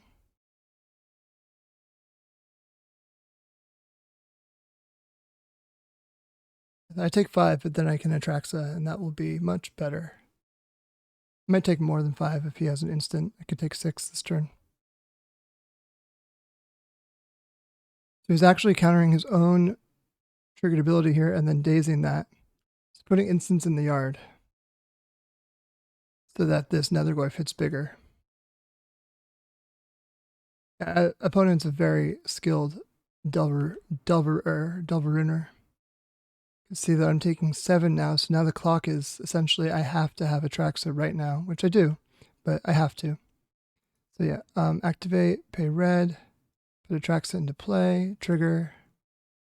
We hit Emrakul, we hit Brainstorm, we hit Show and Tell, we hit Lotus Petal. Okay, that's enough. Great. So game 3. Whew. I think game 3 I'm going to want a couple forces back in, and I don't think I necessarily want the Magus of the Moon anymore. The braid still seems good. Bubbles seem good. The rest of it makes sense to me. Yep, let's try this.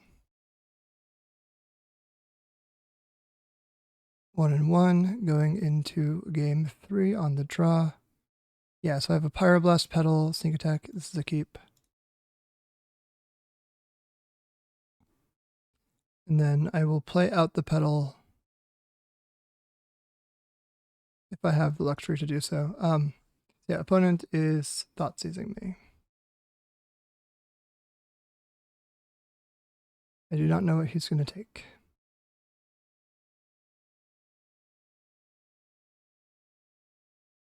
This is a tough one. I honestly don't know what I would take from this hand. Because like ideally you'd like take the Brainstorm so that it's kind of a set hand, but my hand is good if he takes my Brainstorm. So I don't know what to take.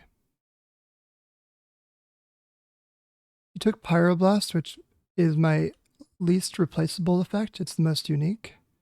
So that makes sense to me. Let's go land, Petal. I think I will Brainstorm now, while I can't get Dazed or Bowmastered. Okay, great. So I can put Atraxa. No, I can't put them all away. Can I? So I need to draw Atraxa. So I can put away Sneak Attack and Atraxa on top.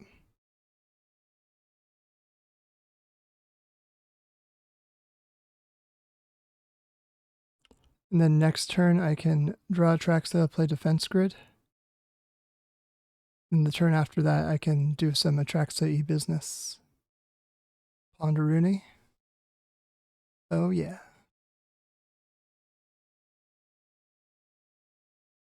No shuffle? Oh no. This is probably a threat. Could be a Delver, could be another Goyf. It's another Goyf, in fact. I think this is my known land from the Thoughtseize. I revealed Flooded Strand, so I'll play it.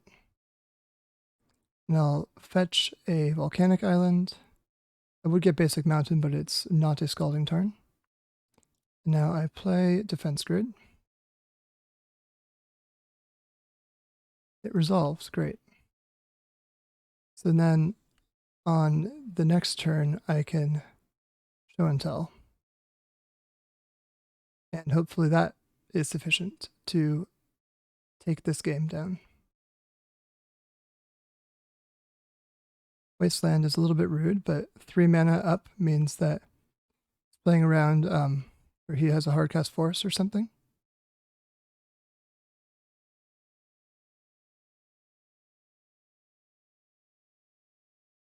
So yeah, I'm just gonna jam the Show and Tell.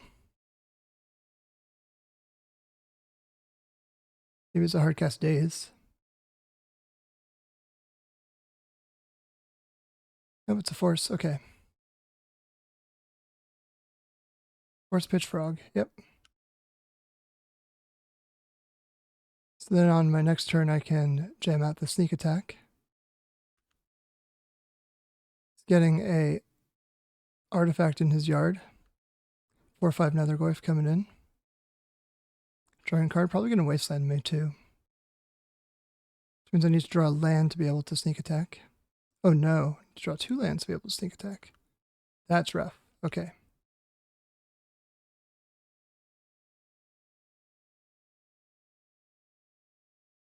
Well, let's start off with a Ponder. These are not land. That is still not a land. So I'll pass the turn. I am low on time now. Or low, like time to survive. The clock is short on me. 8. Okay, I found a land. That's great. So I'll play this out just so I can play around days and not have to blow this bauble. And I found an Ancient Tomb. Fantastic. So let's put this back and Brainstorm back. Let's fetch Basic Mountain.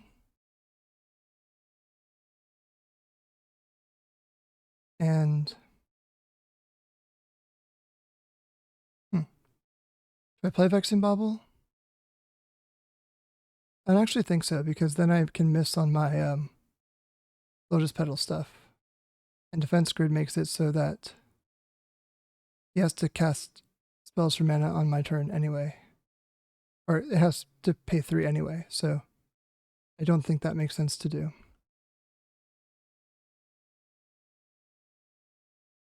So let's see what happens here. Probably a Surveil. Just don't be a creature. Okay.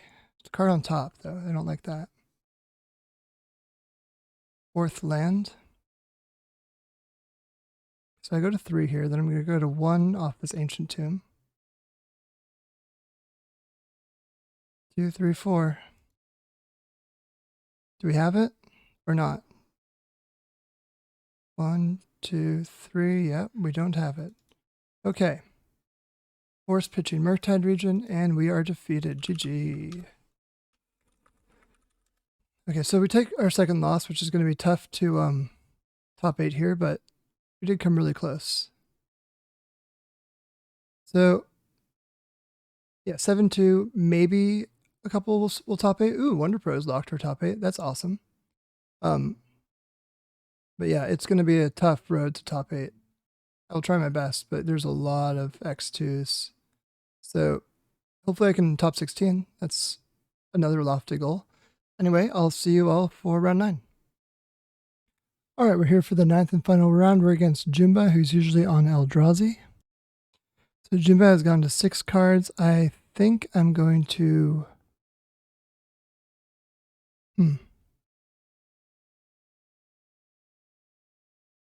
mulligan as well. This hand only has a petal for its blue source and doesn't have either half of the combo. This is a lot better. It's got turn 2 show and tell.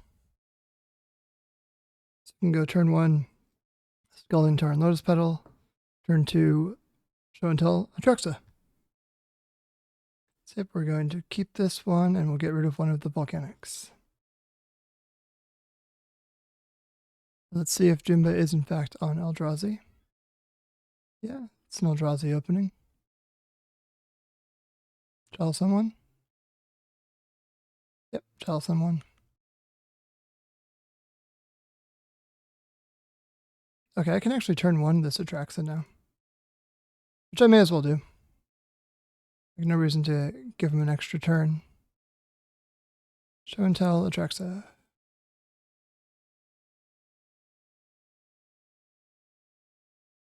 So we'll go Atraxa, Brainstorm, Ponder, Sneak Attack, Vexing Bauble, City of Traders.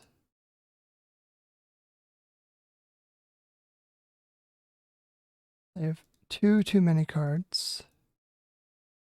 So I think I can say goodbye to a Scalding Tarn and maybe this Ponder, because Chalice someone.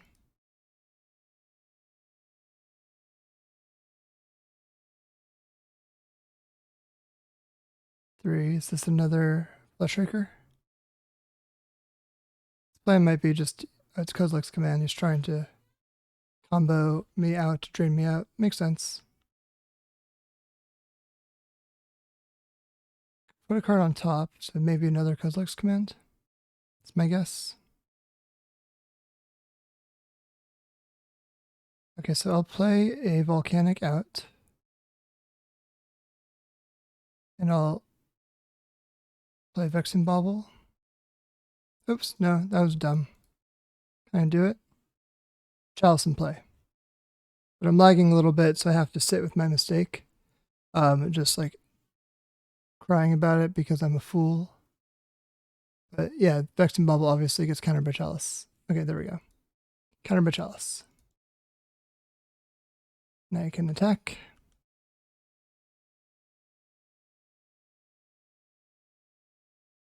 So I go up in life quite a bit. Oh, he also might just be ramping up to a Devourer of Destiny to try to clear this Atraxa. That might be his plan. passing the turn now. After throwing away this bubble for nothing, but you know, what's it gonna do? Sometimes we make mistakes. Eldrazi, so 1, 2. This feels like a Micro Spawn.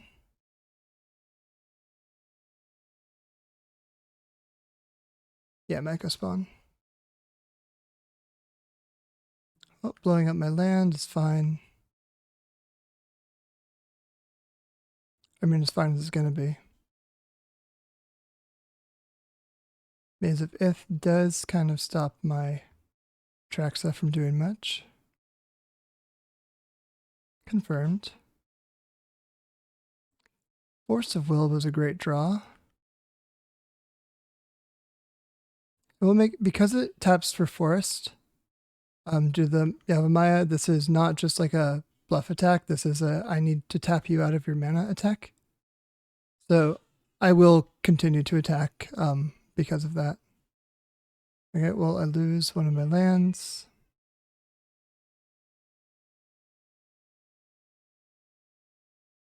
But I gained a new land.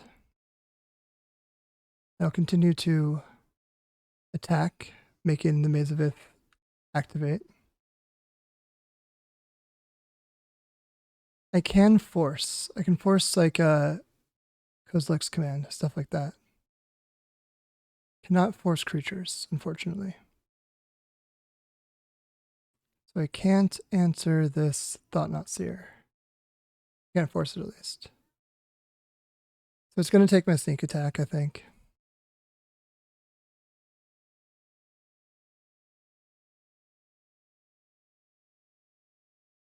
Jimba's really showing me how to make the best of a bad situation here. So yeah, I'm going to get the Thundering Balls to start looking for another sneak attack. Grizzlebrand is probably also worth having because I think that drawing a billion cards is good.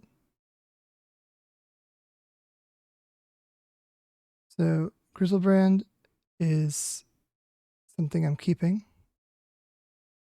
Then obviously I'm just treading water here with this Atraxa.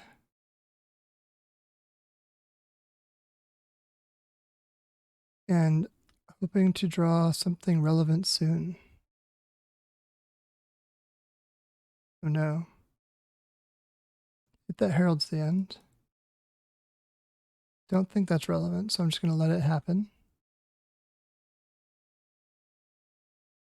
I think he was maybe hoping I would force it so he can get big Kozilek's command in. Bobble, I'm not throwing this one away.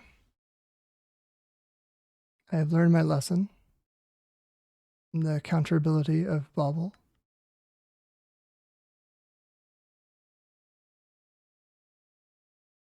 I could also get Maze of Ith on the defense if I am not careful. The One Ring, there we go.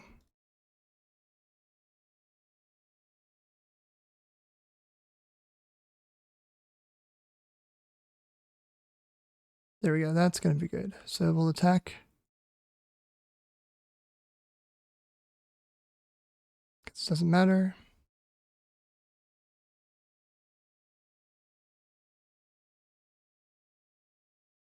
Then I'll show and tell in a Grizzlebrand.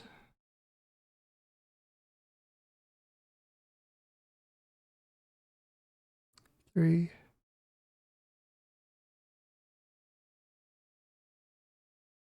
Unless my Atraxa gets removed, in which case I'll show and tell in a fresh Atraxa.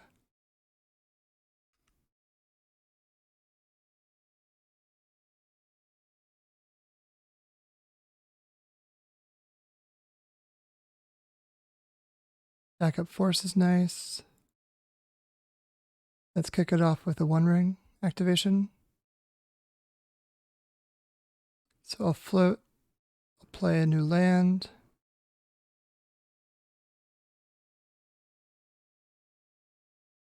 Show and tell. Grizzlebrand. Then I'll attack. Which again doesn't matter. Next turn I'll finally start being able to deliver damage and gain life because there's only one Mizavith.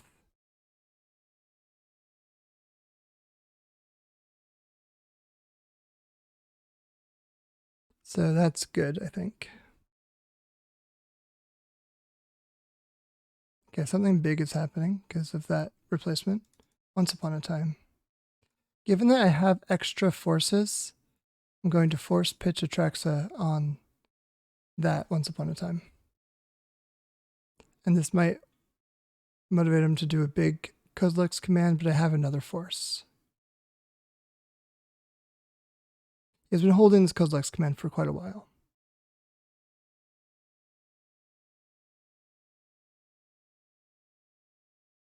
Oh, it's a Devourer of Destiny. Uncounterable. Rude. Okay, so... If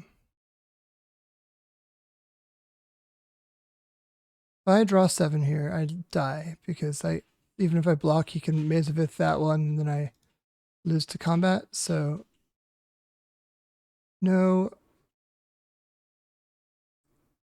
keeping Grizzlebrand around for me, unfortunately.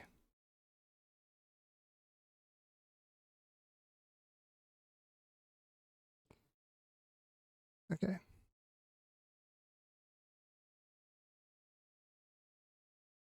Very tragic. I take 2 off the ring. Draw 3 cards.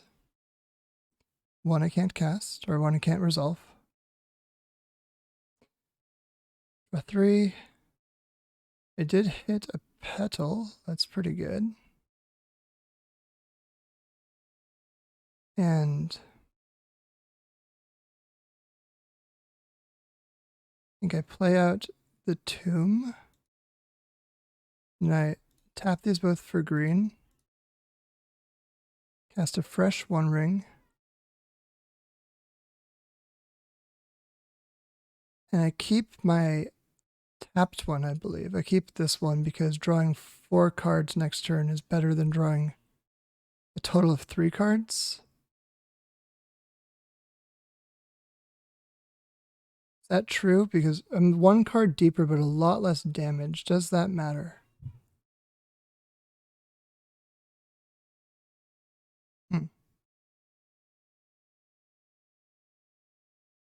Mm-hmm. Yeah, I think I want to go 1 card deeper, so I'll keep the old ring. Attack because it doesn't matter.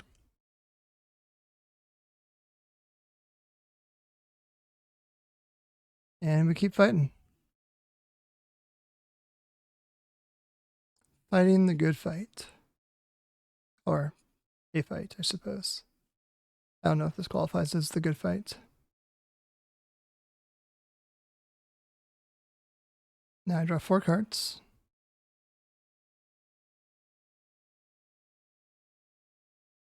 Found the Emrakul. We did not find the sneak attack.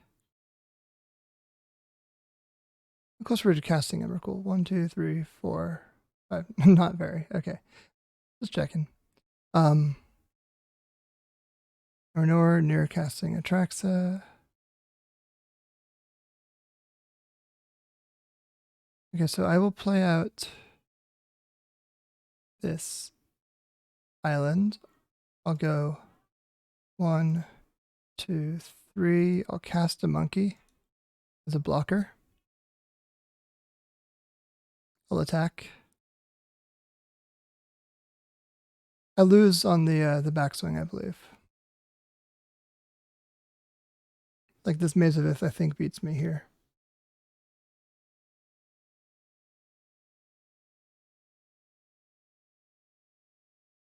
But I will find out. Try my best.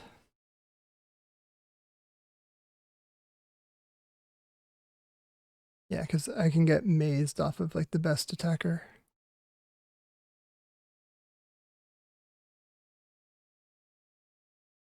So I block here, I block here.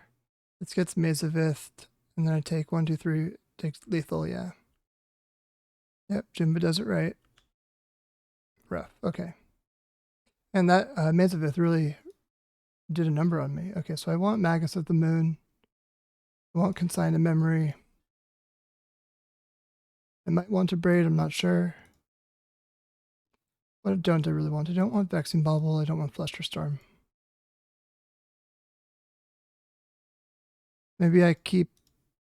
Yeah, maybe I just do that. Seems simple enough. Okay. Okay, I'm on the play. I'll keep. Hopefully the show and tell works out this time. When I show and tell in the Emrakul. So yeah, it's let whatever happens here resolve. Doesn't matter. I think. The Chalice definitely doesn't matter. I'm gonna see what I draw for turn. Okay, I drew a Volk, which means I'm gonna go get basic island here. Then I do a show and tell, Emrakul. And yeah, opponent's got Fleshraker in play, but I've got a Braid, so I have some control over that.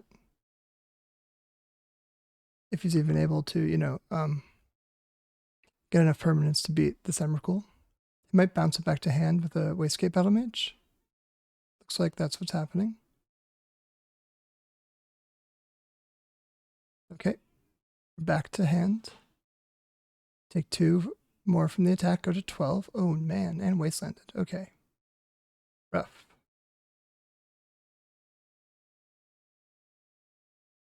Consign to Memory is a good draw. Nothing else. 3 damage target creature. If nothing else, it means that I have a pitch for Force of Will. But ideally, I'd leave it up. Okay, getting Wastelanded, taking 2. So I need to draw lands and a show and tell. That does not currently work. Neither does Consign to Memory for what it's worth because of this Chalice. I need an extra mana to replicate.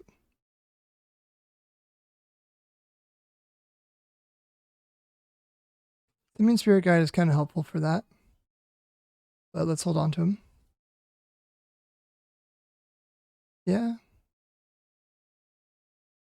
Yeah. What you doing? Okay, hit for 2.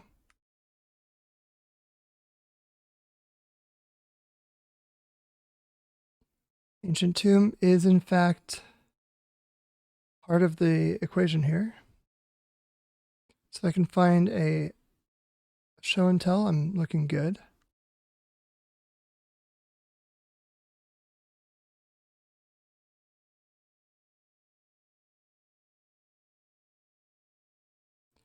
Ponder, which I cannot use, or cannot resolve. And this Chalice, I didn't force it because I had to had to pitch my show and tell for that. But obviously the Chalice is in fact a problem. Going to 2 now, so I can't tap this tomb for 2 mana. I can still tap it for green thanks to this Yavimaya. Sweat, sweat, sweat. Okay, that's not it, is it? I guess I can go to get a Volk here, go to 1. 1, 2, 3. It's a Mean Spirit Guide. This is not ideal. I can't force anymore because I would go to 0. 1, 2, 3. Wastegate Battle Mage. Bounce my Mean Spirit Guide. Sure is. I'm going to go out on my own terms, which is by forcing it. Alright, so we lost a couple at the end to miss out on top 8 and definitely top 16.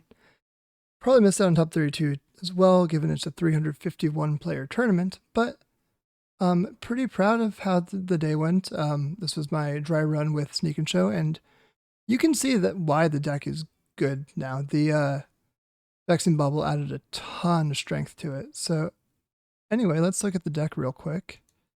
Yeah, I don't think I would change anything about it. Maybe this Grizzlebrand underperformed a little bit, but I mean, I think that it's better to have a Traxa number 5 than it is to have the 4th Emrakul, probably. Also see Valgavoth being a reasonable hit here, or Archon of Cruelty, something like that. That beats Mazavith. So maybe like Grizzlebrand out for like Archon of Cruelty would be like the only change I make. But overall, the deck functioned quite well. It was fun to play with, and I think from a lot of my opponents terrifying to play against. You saw that opponents had to draw really well to beat me. And the opponents who didn't draw extremely well lost. So yeah, that was a blast. I'll next week I'm not going to be recording because I'm going to be playing Eternal Weekend. But if I have my wits about me, I'll try to make some like YouTube shorts on my phone and stuff like that. All in all, thanks for hanging out. I had a great time, and I will see you all soon. And if you're playing an Eternal Weekend, good luck. And if you see me there, feel free to say hi. I'd love to meet people. Anyway, I am out, and see you soon. Bye-bye.